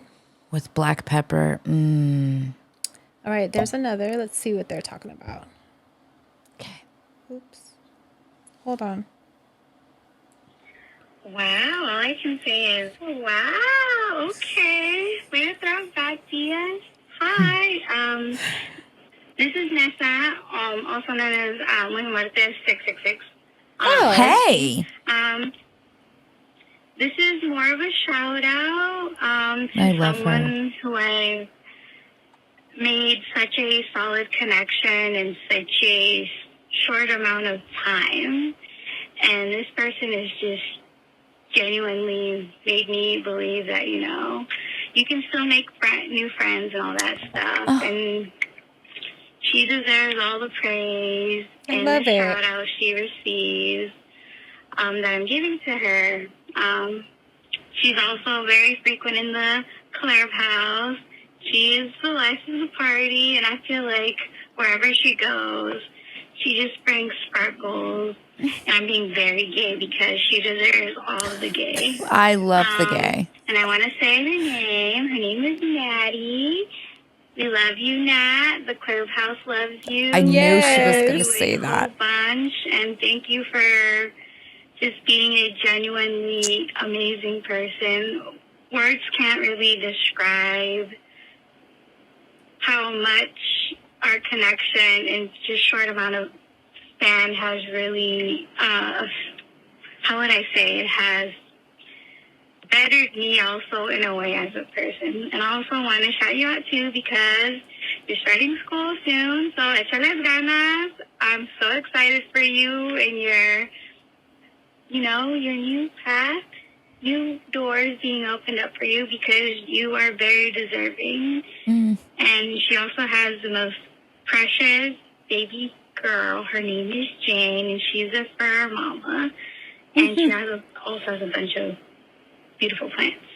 She's just a wonderful, amazing person. I just can't stop giving her the amount of praise and all the flowers she deserves. So sweet. Just want her to know that she's just amazing, and that I love you so much, Nat. We love you, and also, P.S. I love you. We love you. And thank you for bringing us together in the community. Like, you guys don't understand how much you guys mean to me in the clubhouse. Sorry, I'm being gay. I'm not trying to cry. Oh my God. You guys really have impacted my life, my well-being. Just thank you. Endless thank yous and roses to you, TS. Well, adios. We love you. Thank you so much. That was so sweet. Yeah, now I'm gay and crying, so. I think that's a good segue into like just saying a word about friendship because that makes me really happy. And it brings up a really good point that like at any stage of your life, it's never too late to make close friends. Never. Like I've said, everybody ain't going to go with you as you grow up. You outgrow some people.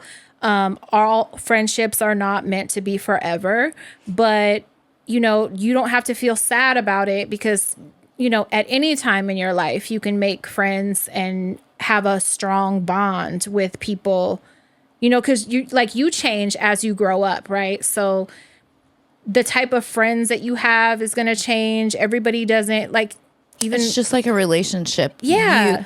In order to stay together, when you grow into, you're constantly, you know, shedding skin and growing into a new person. Yeah. And you have to make sure those two new people align with each other. It's just like that in platonic relationships. You have to make sure you still align with each other. Yeah. And if you don't, it's not the end of the world. It's okay. You don't have to hate each other. And as you're getting older, you don't have to feel like it's too late for me to meet new close friends, or it's too late for me to make best friends now because my best friend from childhood is no longer around. Or you know what I mean? Like you can always build that bond at any point of your life. So I just love that they're an example of that, and just a reminder for people that might feel lonely sometimes, you know? Yeah. I don't really talk about it. I haven't talked about it. I'm not going to talk about it too much, but I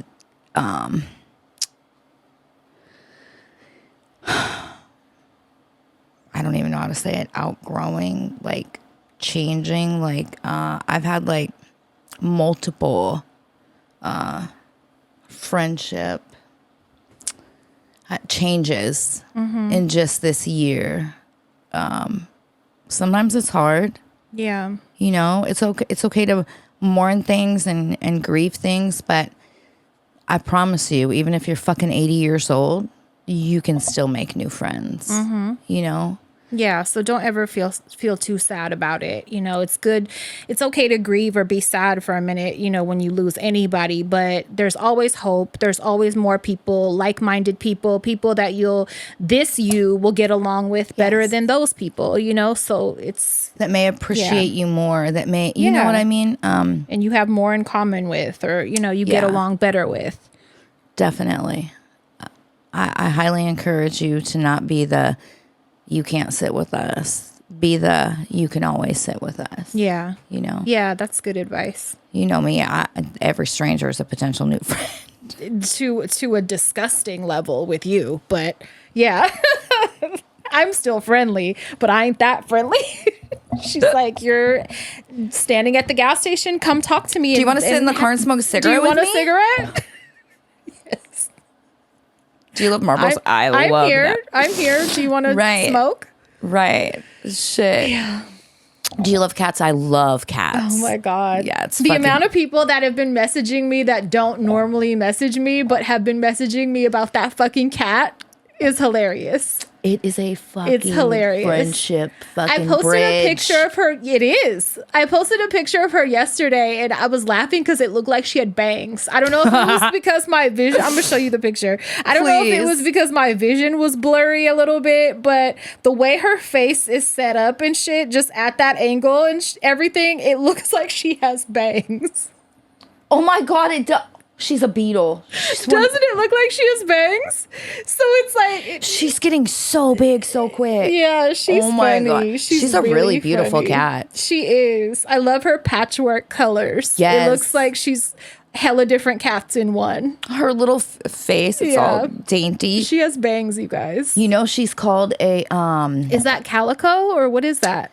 She is a She's an anime cat. So the stripes in her patches is tabby, and then her coloring is calico. There's a name for it. You should know this shit. I know. If she was a tortie, she'd be a torby, but because she has white patches, she has orange patches that look like they belong to a whole different cat. She has all that gray patches. It's like all different. Wait, hold on. She's a little quilt. Tabaco. She's called a tabaco. Oh, that's cute. Isn't that adorable? She's called a tabaco. Yeah, she's really sweet. She kisses me on my fucking lips, and I let her. I would too. I'll be hot and sweating, and she'll come and fucking lay right here and like stretch her body like a scarf around my neck, and I just let her, and I just lay there. My favorite. And she'll come up and kiss me on the lips, hella gently, and she's ridiculous. She's a lover. She's very fucking sweet, and I let her. Oh my God. Yeah. When Leo, you know, the white one, the fucker now. Yeah. But, you know, he's still a mama's boy. Like, he sleeps with me every night because when he was a baby, he slept like a scarf on me, and I let him. And even though I'm like having hot flashes and dying and blanket on, blanket off, blanket off. You just let him. He's like right here, and you know he's big and fat and I know. furry. I feel guilty moving her, so I just Yeah. like lay there for a minute because she won't stay. You know, it's just for a minute, so I just lay there and I'm like, Just say, okay. I love you. Oh God. She's really sweet, and she's still really small. Like, she crawls up and down my pillow at like bedtime. And like, if she can't get herself together, I'll put her out. But like, I try to let her get comfortable and shit. And she's so small, and she just like will. Yeah, she was make very her way in tiny. there. Yeah, She's very tiny. she's cute. I do need you to clip her nails though, because I have little scratches around me, and fucking Peez a few times will start hysterically crying because the cat will accidentally brush her with her nails Yeah. or something. And yeah, I'll clip them. yeah. So I'm going to tell you guys how insane I am. Okay. Don't say you bite them or something. And oh God, no. Listen, I'm dirty What? white, but not bite fucking animal nails Okay. white. I used to bite my toenails as a child. That's the extent of dirty white, okay, regarding nails. My God. Yeah, and then Charlene told me when I was little, if you keep biting your toenails, you're either going to poop and poop and poop until you die, or she told me I was going to grow moles in my mouth. So which do you want? So what happened one day is I got a stomach virus. She was like, it's the fucking toe biting. And I was sitting on the toilet and I couldn't stop having diarrhea. I was like 7. And you I thought it was AIDS. I was crying because I was like, I'm pooping and pooping until I die because I bit my toenails. I never bit them again after that. Good. Good. Her bullshit saved you. And it was a lie. I could have still been biting them. But so, you know, before we left, I was fucking just going crazy buying all types of shit, right? I need to knock it off. Well, Yeah, you do. I bought her fleet comb, fucking with a little handy contraption on it. Like, what are you doing? I didn't ask for that. She ain't got let me tell you fleas. what I bought our house. What? Okay. Well, hello. We do have a lot of animals and a lot of hair, right? Yeah. And it's driving me fucking crazy. I'm at the point where it's making me insane. That's how I feel. I bought a pet vacuum. How is that different from a regular vacuum? What the fuck is You a pet vacuum, vacuum? you comb it has a brush on it. Oh, it's to vacuum the pet? You comb your pet and it sucks all the hair and dander off them. Takes like 3 seconds. Boop, boop, boop. Can you Also- see it? Can you see it go into the vacuum? Can you see how much you get off the animal? Yeah, it's a clear canister. Oh. Then there's multiple attachments for it. You can there's 6 different level clippers. Oh, and give them haircuts. You can give them fucking haircuts. You can give them a fucking mohawk if you want. I You can love give 'em it. haircuts. That's a good purchase. Then Yeah. there's an attachment where you can fucking do all your furniture. And it pulls all the hair off. Because, you know, a regular Yeah, vacuum. I don't really get it. No, it got a special one where it gets all the fur Yeah. off. And I want to get, well, I don't need it, but those ones for carpet that look like a big metal comb. It's like a rake though. Yeah. And it just gets it in a pile for you. Those look satisfying. satisfying. I agree. So I bought that and I haven't used it yet. And That sounds like a good purchase. I want to bust it open. Yeah, line them up. You come in It's time for your fucking hair appointment. You come in and all the cats got the most fucked up haircut. They look like lions. They all have lion haircuts. Dinosaurs. Yeah. Stegosaurus. I wouldn't be mad at that. No, and mainly though the dogs are Yeah. are the worst shedders Yeah. out of everything. So they might Good. be getting flat tops for They need the rest to of for the summer. Yeah. You know what? Yeah. They might. We'll see, you Do guys. it and vacuum their ass too. But on, you know, I think I paid $60. It was on sale. I feel like that's a pretty If it works useful purchase. good, and is it returnable if it don't Yeah. work good? Okay, then we're good. As And- long as it's returnable and you could try it out. Yep. Yeah. You can use it and return it if it's not. unsatisfactory. Yeah. Yep. Good. Okay. So we'll see you guys. Yeah. I should record it, huh? Yes. I'll put it on Patreon Yes.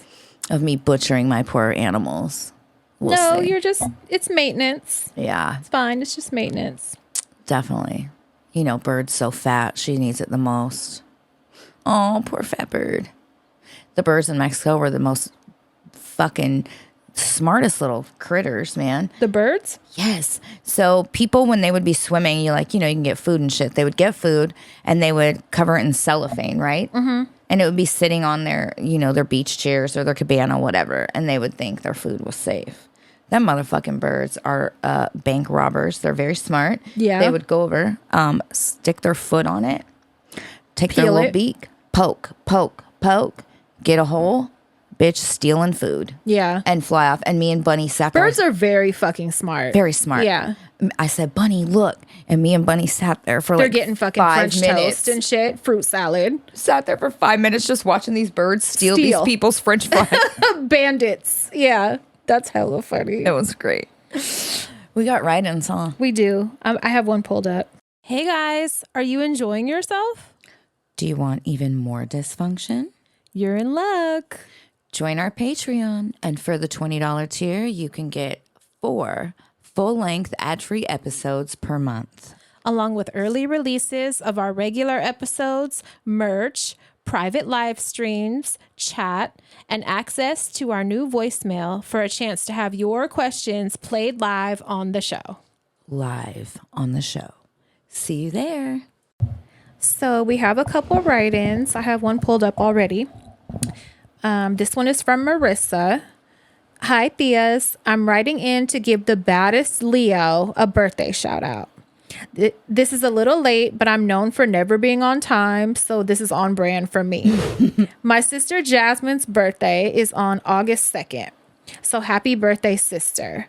You're my favorite person on earth. Thank you so much for all you've done to raise me, for being there for me through all my dysfunction, and for being the most emotionally intelligent and supportive person in this family. You seriously are the blueprint. I don't know how I would survive without you and our smoke sessions, our Hello Dysfunction debriefs, our drunken karaoke nights, and our random therapy sessions. And thank goodness I don't ever have to find out. I'm so thankful. I have the most coolest and hottest older sister ever. She has red hair, cool tattoos, double D's, a sick ass personality, and an even sicker style. Is it because she's a Leo or older sister syndrome? Either way, she's a walking inspirational hottie. Another one of your gifts is a 2-month Patreon subscription to the best podcast ever. This one, duh. So let me know once you hear this shout out. Not just sisters, but best friends in every lifetime. Happy birthday, sister. I love you endlessly. What a beautiful sibling relationship. Yeah, what the fuck is that like? Oh, wow. I love that. That was beautiful. And happy birthday, Jasmine. I love that so much. Me too. Hella sweet. You have one pulled up, or you want me to do another one? You do one, I'll pull one up. Okay. Hey y'all, please don't say my name if you share this on the show. I got a question accompanied by a story. I'll try my best to keep it short, but to be honest, it's wild. Question: what's the most out-of-pocket thing someone said to you mid or post-sex? Wait, what was the question? Say that again. What's the most out-of-pocket thing someone has said to you mid or post-sex? I think mine would be, you have a pretty ass butthole. You have the prettiest butthole I've ever seen. And it wasn't a trick. It was like someone I was having sex with. You're like, duh, like, kiss it. Okay. Thanks. All right. Weirdest fucking compliment yes, ever. It was awkward as fuck. Yeah. Not your eyes. It wasn't a boyfriend either. It was like a bang. Yeah, it was very nice. I mean, we were friends, but we weren't right. fucking with each other. It was very weird. Okay, that's really funny. Yeah. I don't think I do know what it was. What? One was spank me harder, spank me. Oh, yeah. And then it was, you think you're ready? You think you're ready to put the strap on and you know what I'm saying? You think you're ready? When I was like 6. As you're a child. And I was, what, 14, 15? very fucking young teenager or child. Yeah, and the 22-year-old was like, are you ready? Pressuring her to fucking That's peg definitely taking the cake, bro. Yeah, that was the most out of pocket. Spank me. Do it again. Whole time you're thinking I'm getting spanked. Nope. Oh my God. Yeah. That was it. All right. I'm never recording again. Don't ask no more questions, now you the nosy story. fuckers. Okay, I met this person because of mutual interest. Divorcee or divorcee? Divorcee with a teenage kid who's about 10 to 15 years older than me. Wait. Okay. Wait, say that again? A divorcee with a teenage kid who's about 10 to 15 years older than me. Not if they're a teenage kid. Are you a newborn? Wait, listen, I know I'm slow sometimes. Oh, maybe the partner is 10 to 15 years older than them. But it says divorcee. I met them because of mutual interest. Divorcee. So they're a divorcee. With a teenage kid who's about 10 to 15 years older than me. Okay, so the divorcee is 10 to 15 years older than them. Okay. And they have a teenage kid. Okay. Okay, got it. I was in my post-breakup phase, going about town, living my life, having fun. They slid into the DMs and we decided to go on a date. Proper date. Oh. It went well. We ate, laughed, shared stories, a little makeout sesh. It was good. We talked regularly and decided to get together again. Nice. They were in my city for work, so we met up after. Grabbed some food and went back to my place. It was a mutual understanding that we were going to fuck. Night goes on and it's time for bed. Get to bed, start getting to it, and it's all right. Nothing magical. It becomes apparent that foreplay isn't this person's wheelhouse. Nope. 2 thumbs down. Which it's 2025. Get with the program. But anyway, the chemistry wasn't really there. As we go along, they say, "So you go down on me now?" With a question, like, Wait, as a question. he said that? Yes. Get the fuck Yes. out of my house. I'm already so bad sex to me, if I'm not being paid, would be a fucking nightmare. I feel like, again, it's insulting. You owe me money now. Not only that, the energy it takes at this age to Yeah. want to bang anyways. In the first fucking place. Going through Yeah. fucking perimenopause, not to say that word 9,000 times, but I don't know what else to say, Yeah. you know? But the energy it takes to breathe some days, okay? And then I give you my puss. Bitch, I muster up every fucking the last 6 months of energy to fuck. And it's... And you say you go down on me? As you we go along, they say... Go down the stairs. So you going down on me now? What the fuck? Who says shit like that? Getting head is a gift, fool. And you don't get... you earn They're that shit. looking a gift horse in the mouth at this point. I was annoyed and didn't want to, but I was going to because I felt like I had to. But I snap out of it and say to myself, I don't got to do shit I don't want to. Good girl. That's like coercion. So I told them, I'm not down for that, but I'm going to go to the bathroom. And when I come back, we'll pretend this didn't happen. Okay, good for you. Good. Even better. I come back butt ass naked and they're frantically putting their clothes on. Even better. Even better. Even better. They're tripping out, screaming. They have to leave. I start hysterically laughing and just say, okay. Wait. They look up at me and say, direct quote, "You remind me of my ex-wife." Okay, dude. Now I get why she's your ex-wife. Now I'm going to Bitch. help you get the fuck out my house. Then the motherfucker has the audacity to call me to help them find their car. No. Call the cops. Yeah, I declined to support them in their stupidity. To this day, I'm pretty sure they still follow me online. Wild. Talk about killing the fucking mood that was already shaky. Listen, there's so many like points I want to make. Number one, good sex doesn't have a fucking directional roadmap. You don't go, okay, 10 minutes, now I'm going to fucking flip you over. Okay, 10 minutes, now I'm going to go down on you. You don't verbally announce the shit, okay? And if you have to ask me to do something to your body, that obviously means I don't want to do it because I haven't done it myself. If I'm not already doing it, like, don't ask me to do it. This ain't my partner. This is like a bang. You're in Don't do town that. for work, bro. Like, Yeah. if I'm not doing it, I'm not gonna do it. And if anybody ever asks me to fucking So you're gonna suck lick my their dick wiener, now? Never. Like, I will what? never. Are you kidding me? I'm so glad that this was handled the way it was. Yes. I'm so glad. The other thing,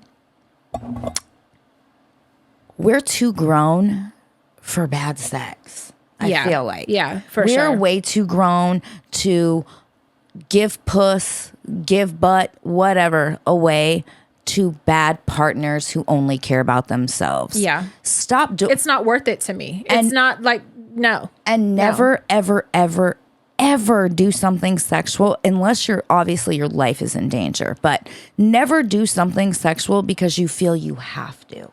Don't do that. You never have to. Like I said, unless your life is in danger. I've been in situations, I don't really remember them, but I know I've been in situations where I fucked them just because I wanted them just to keep the peace so that I could fucking leave. Yeah. Like that's like life-saving sex. That's my life's in danger. Let me just do this and get the fuck out. I mean, it's rape by like coercion, basically, you know? Yep. I don't know many women who don't have a story like that. Yeah. Which is fucking sad. It's gross. But that high motherfucking five. Yeah. And you screaming? What are you screaming for? Because your wiener didn't get wet? Right. What? Get out and hurry up and get out. And now I'm about to throw your shit out. Oh, my so God. unattractive. What a fucking 2 thumbs down, boo, don't recommend, man. Do not recommend. Ew. Gross. Yeah. This is how I feel about it. No, for real. Okay, I have another one. This one's for Patafria. I just want to say how much I appreciate you opening up and sharing the story last week when looking at old childhood photos and knowing you just needed a hug. I legit have never cried from an episode before, but this one really moved me. It means more than you probably realize. It resonates deeply because I also had a childhood that was marked by sadness, where I often just needed a hug or to hear I love you and actually believe it was true. Now that I have a daughter who's the spitting image of me, it's wild how much of myself I see in her. Mm-hmm. I feel like life has given me a second chance, a chance to love her the way I needed to be loved. Yep. It's tough some days, but I'm slowly healing the sad little girl inside me. Every time you let yourself be seen, it makes space for others like me to feel seen too. So thank you. Thank you for your vulnerability, your presence, and this community you both have created. That's from Angelica. Thank you so much.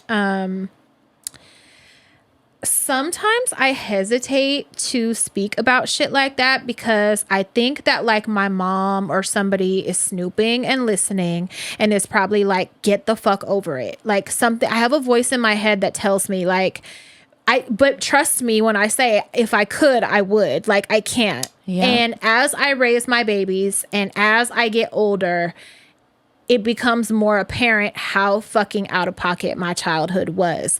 I guess I didn't speak on it as much before because I had so much going on and it didn't dawn on me yet. Now that I'm older, every time I look at my kids or be so happy to be around them or like want them to come home or watch TV with me or whatever, I just think like, how out of pocket it was, how I got did, and I'm probably not gonna ever get over it, bitch. No. Like, you know, it's fucked up and it's trauma and it's made me who I am, and like I just don't know how it happened. Like there ain't enough fucking hanging out or whatever in the world that would make me do my kids the way I got did. Yeah. Never. There's not. So You're a good mom. But every time I start to bring up a story or a situation, I always have this voice in my head that like, they're probably listening and telling me to shut up about it already. That's because that's their own guilt. Yeah. And don't you ever shut up. If you want to talk about something, I will sit here and listen for fucking 6 months straight. It's just crazy. It's crazy as an adult to like have that realization. Like I thank God for my kids every day and for us being able to live together. Cause at one point we didn't. And like to have them with me every day, like I feel hella grateful to have that. Yeah. I cannot imagine. I could not. There ain't nothing in the world that can make me do them the way that I don't get it. Never. But I know a lot of bad moms, you know, I do, unfortunately. And I don't know how they do it. I just hope that they realize what they're causing their kids that they're going to carry with them forever. Yeah. Because I know. You know, in my case, I'm a lot luckier, you know. my mom apologized. My mom, you know, is present. Yeah. You know, she's a good grandma. Fucking, she's annoying as fuck sometimes. I love her to death. She loves to repeat herself. But, you know, I would say my mom has definitely made up. I still feel sad for little me though, because I still carry those old wounds, and unfortunately, no matter how much is present today, you know, it's made you who you are. Yeah. So when you over explain and when you fucking do the things that you do, it's all because of that. Like, it's all because of your childhood. Yeah, you're right. You're right. And you know what's funny is I didn't realize my over explaining and my need to explain everything, because I never want anybody mad at me. You do it a lot, and I get frustrated, and sometimes I have to stop myself, and then I feel bad because I'm like, I know why she does that. So I don't get frustrated because, like, I feel bad, you know, because I know why you do it. I know. It's really fucked up. And, you know, you carry the wounds with you forever. And, you know, you can go to therapy a million times. I think I've done, 5 rounds, 6 rounds, something like that. Yes, there are ways you learn to cope and, like, you know, ease through them better. But there's no secret therapy that makes you forget and magically not be over better explain again, and right? and not be hurt by it no more. And like, change your behaviors. Like, what we went through, like, made us who we are. Like, our mannerisms, our behaviors, how we interact with other people. Like, I just wish more people knew before they have kids that it's like, you're gonna make that person who they are. How you treat them, how you talk to them when you're having a bad day, it's going to affect how they continue the rest of their fucking life. 0 it's to not going to 7. be a little thing they get over in a couple years. No, it's going to change how they interact with people that talk to them like that or treat them like just their life, their whole life. I think about it. So 0 to 7 years old is when you're learning and imprinting. That's when your core developmental years cortex is fucking superimposing. And I think about 0 to 7. I watched the most horrifically violent shit that most adults couldn't handle every fucking day. And like, Jesus Christ, it's a wonder I'm not like smoking crack. A dope fiend. Like, and when I say that, or an alcoholic, or I'm joking, but I'm also fucking serious. You know, like, I have memories that I will never ever fucking say out loud because they're so bad. But unfortunately, I don't have a good brain that was like, you're gonna forget these. Mine's like, remember that, remember that, remember that. It's funny you read that right in, because yesterday when she was manically looking for this fucking birth certificate that didn't exist, and she sent me photos. She sent me a photo of her when she was really little. I don't know, how old are you? 3, 4? You were tiny. The Asian one? Yeah. Yeah, I posted it on my story too. I was like 2 or 3. She was very tiny. And my first thought after, like, Jesus Christ, Santana, you know, I'm like, not, and I just messaged her and I was like, not to ruin an adorable moment, but my first thought anytime I see a picture of you little is, how could you not want to snuggle that baby? Like, I see your little kid pictures and I want to hug her so bad. So, like, I just don't get it. There's nothing. In fact, I've created this fucking environment in my house where sometimes I'm like, Jesus Christ, we say I love you too much. Because it's every time we leave a room, you know, it's probably said 50 fucking times in a day in this house. But me and my kids like never say it unless it's something serious going on, because we're so awkward about it. Like, we're the opposite because it wasn't really said. So it's like, we're so fucking awkward. And ours. And I blame myself for that. But it's okay. Yeah. It's very obvious there's love, you know, whereas it wasn't said a lot for me. So I overdo it, just like I over fucking explain. Like, everything is done like a million times more just to drive home the fact, like, it's different now that I get to be the boss. You know, like, we're not screaming and we're not hitting, and it's all right if you fucking break something and you fuck up. Like, you don't deserve to be fucking screamed at or have your hair pulled, or, you know what I mean? Like, it's not that serious. And my kids will know that, like, any partner I've ever had, because there's been a million, they know that the first sign of bullshit, some took me a little longer than others, but not unreasonably long. No. When bullshit starts, I get them the fuck out of here. Yep. Like, I don't deal with that. Like, people be lucky to even meet my kids. There's people that I fucked with for a long time that never even fucking saw them. But, like, they'll never have to question if I would ever put a man in front of them. Never. Or like, on any level, like, ever. Like, they'll be able to say that I never, like, no. Yeah, no, you're a really good example of, if something's not serving me, it's over. Yeah. You get rid of it. And there's no doubling back. Like, no. You're gone. And also just that, like, I never depended on no man for shit. Like, I've always been a get it myself bitch. And my kids will know that and identify that. And I can only pray that they be the same way. You know? You really have. And that ain't never been me. You don't have fucking anyone you can, family. No, but mean, like blood family. Yeah, but know, even either. a man, like, some people depend on a man and stay in relationships that don't work because they fucking depend on them. And, you know, I hate to say it, my mom is one of them. Yeah. Like, you know, yeah, you're right. She has to be in that situation forever. Like, I don't give a fuck. I'll make it happen. I don't care if I have to sell a drug, suck a dick, fucking rob, whatever. I don't care. Like, my kids know I will make it happen and I will do it alone. Like, and I've always been that way. Always. Like, I'm somebody that paid cash for my wedding. Like, you know, I will make it happen.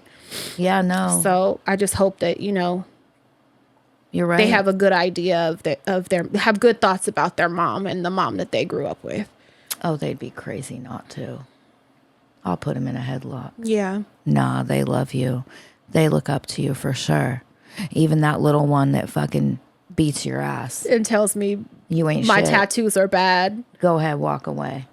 Oh my. That's what I thought. That's what you thought?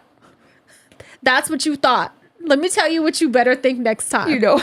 That's the one that pushed me over the edge. That's what I thought. That's right. You better walk away. You better run, is what she told me. I went to the laundry room, bitch, and I could hear her fucking mouth. And when that came out, I flew right back to my room. And I was like, okay, time to shut the fuck up. That's it. Did you tell Bunny about that? No, I didn't. Oh, you have she to wasn't tell her. home. Oh, you got to tell her. I'm going to read her the same notes that I have because I was just like shaking my head. Like, how far is she going to go? But how'd you said any of that to her? Oh my God. Meltdown central. You're the word. You don't say that to your children. If I raise my voice, you need to apologize to Bunny because you don't talk like that to your children. She like... But the double standard, oh my you little God, fucker. Right. I love that child so much. She's fucking hilarious. She's an old woman. She is. We always joke that she's like well, you guys know, like a 65-year-old white lady from fucking Mississippi. Yes. Like, who are you? Who are you? Because I know you've been here a few times. We were laughing yesterday because, you know, school is starting and I thought it was this week, but it's actually next week. And so I was like, good, I have a few more days to get her back on a child's sleep schedule because right now she has the sleep schedule of a fucking 50-year-old divorcee. Yes. A fucking with a true crime habit. Yeah. Like she fucking stays up. She'll like even when she's with her dad, like he will go to sleep on her. And she'll be like, I'm fine. Like, you know. Go ahead. Yeah. Go ahead. Go to sleep good. Then. I'm fine. I have whatever I need. That iPad. Mm-hmm. And some apple juice or something. She's fine. She's perfect. Don't trip. I love her. Get her away from me. I love her. I have one more fucking write-in. Okay, we have one more. You guys are getting a fucking treat. Yeah, we're trying to make up for missed time. Yeah. We're trying to kiss your ass. Can you tell? Okay, come on. Okay. Hey, ladies, I don't even know where to start. I wrote in back in November about my husband of 7 years, partner for almost 13. I came home unexpectedly from work one day and found a dildo in the bathroom that he had hid from me.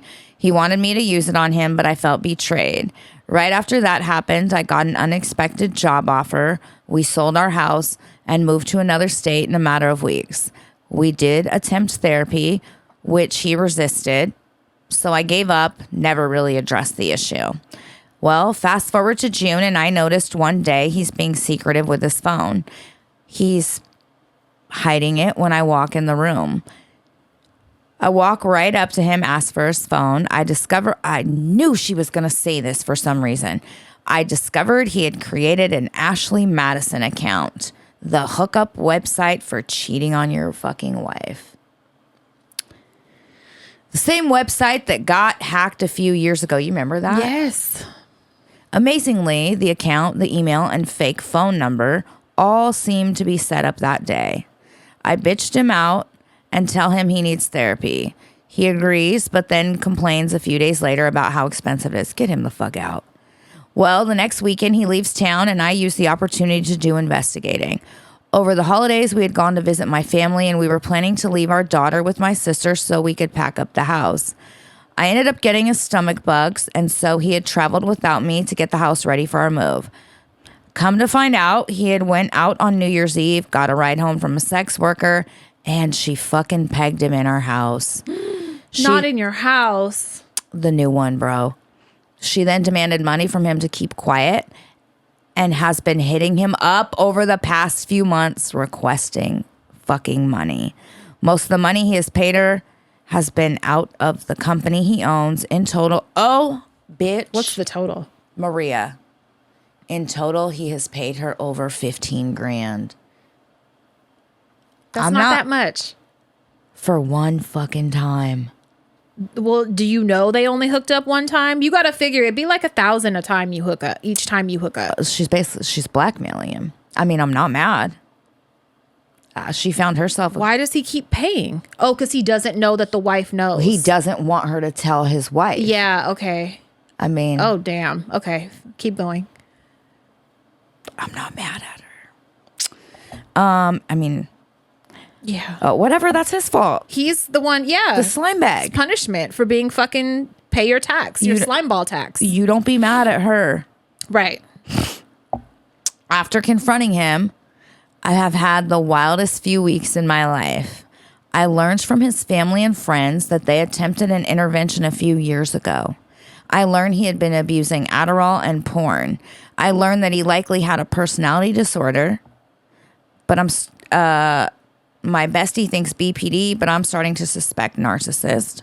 Great. I have been on a pedestal for years, but when I confronted him, I then got knocked down hard and saw his truly vicious side. He kept you on a pedestal to keep you fucking love blind regarding his real shit. Anyways, dealing with his constantly changing emotions has wrecked me. The hardest part is trying to be a good mom and answer the hard questions my daughter asks. Even though he's a shit fucking human, he is a great dad, and I'm trying my best to be a co-parent with this crazy asshole. Don't talk about him to the daughter, your daughter. Looking back, I see there were deep problems in our relationship and with him, and fuck his family for keeping them secrets. Yeah. That shit's foul as fuck. He hasn't been the same person I fell in love with for years, but I wanted so badly for this to work. Even now, he doesn't accept responsibility and plays it off like everything has been fine. I know I need to leave him. You haven't. But it's still so hard to leave someone you thought was the love of your life. Keyword there, thought. Was. Good girl. I know what you guys are going to say. Yep. But I still really need to hear it from my tias right now. When I hit play on your podcast, I'm transported away from all the bullshit and into our special clubhouse. Thank you for being a safe space. I truly love you guys. As always, free all the oppressed and fuck the oppressors. Fuck He your gotta man. go. He gotta go. Get him the fuck out. You know. There's too much deceit. And I've said before, once a trick, always a trick. Yep. That's not some shit that you grow out of. He's definitely done it more than the fucking one time Yes. he's being blackmailed. Yes, for sure. Because for him, For sure. for him to be comfortable enough and this is me speaking as a woman, not even as not as a sex worker, nothing. For him to be comfortable enough to fucking do that shit in your house, he's done it before. And that, like, the fact that he's paying, like, I'm curious what else she has on him, you know, because it's probably a lot more than you would want Just to know. a peg. The fact that he's paid her that much, I'm sure she has a lot on him. That's a good fucking, that's a car. If he's never seen her and he's just, he's probably seeing her, though. Let's be real. Like, he's probably sneaking around and seeing her more than that one time. I don't put nothing. A one-time visit is not going to get a man to pay you that much hush money. I feel like. Well, if he's like, I really don't want my wife to find out. And he has access to, the, you know, like maybe liquid money from his company. Maybe. Either way. Whether there's too much to see. Exactly. And also, this is a person that is always going to go back to that. So if you guys have any type of argument, frustrations, bad mood with each other, he knows he can go and call up a bitch because he's already been doing it. He's gonna fucking do it again. Bottom line, he don't respect you. And he don't respect the sanctity of your relationship. He doesn't respect honesty, and it's clear to see why his family is just as fucking hush and fucked up. They're having interventions while y'all are together and you don't even fucking know. Yeah. That is some shady ass shit. You say that he's a good parent, but he's not a good husband. He's not a good partner. So like, try to just co-parent and be apart, because that shit, you're going to be in for a lot of bullshit. I'm telling you. Yep. You scream in the shower, you scream to your best friends, you cry to your mama. Please do not ever talk bad about him to your child. Yeah. Just don't. And she said he's a good parent, so I'm sure she won't. Just let them have their good relationship and try to be friendly with him, you know, and co-parent separately. And you said it yourself, you just need to hear it. So now you're hearing it. I'm really sorry shit went south for you like that. Yeah. But it's better now than finding out fucking 40 years from now when you don't have the energy to fucking to leave, do anything else. Yeah. Yeah. When you're really cemented in. Please update us. Let us know how it goes. Yeah. You'll be all right, though. It's going to be rough for a minute. But and don't be mad at the girl. Yeah. Yeah, no. Just look at it as that was his karma, his fucking punishment. She did you a favor. Yeah. That was a gift. That was really a gift. Fuck him. Fucking slut. Yeah. Ugh. All right, guys. Well, it's late. I got to get home to that mean lady. Before she beats your ass for being late. And tells me how ugly I am. And your car's stupid. Everything. Your fucking dumbass shoes, bitch. I hate them. I hate your hair. Yes. Your makeup. Face. She's told me everything. Yes. Verbal abuse. God. I have to get home. I would cry. Hey, we've laughed, we've cried. Yeah. Dude, you guys are getting almost 3 hours, 2.5 hours. We missed y'all. We did. And thank you guys so much. And remember, my birthday is next week, and I will feel really fucking unloved if I don't get what I've been asking for. So there's that. Don't do her like free. That. Give her a review. Please. You know what I really want really quick for my birthday? What? Obviously, I'll pay. I'll pay for it. What? I need somebody to fucking organize my stuff for me. My clothes, my shoes, my dresser. Oh, is that a hint? My closet. Is that a fucking hint? I'll do it. I can fucking do it. I'll do it. Yeah. I love you so much. I'll pay you. You don't have to fucking pay me. I'll do it. But it's a big fucking job. It's fine. I mean, it's like 6 birthday gifts. I get through it. Don't worry. And when it's not your shit, it makes it even easier. I don't have cement shoes when it's other people's shit. I just do when it's my shit. Okay. So yeah, that's how maybe my we can brain record works. this. Yeah. Because it's a fucking job. Yeah, I can do it for sure. I love you. All right, you guys. All right. Thank you for hanging. Yes. Sorry for the delay. Yeah. Suck it easy. Go to bed.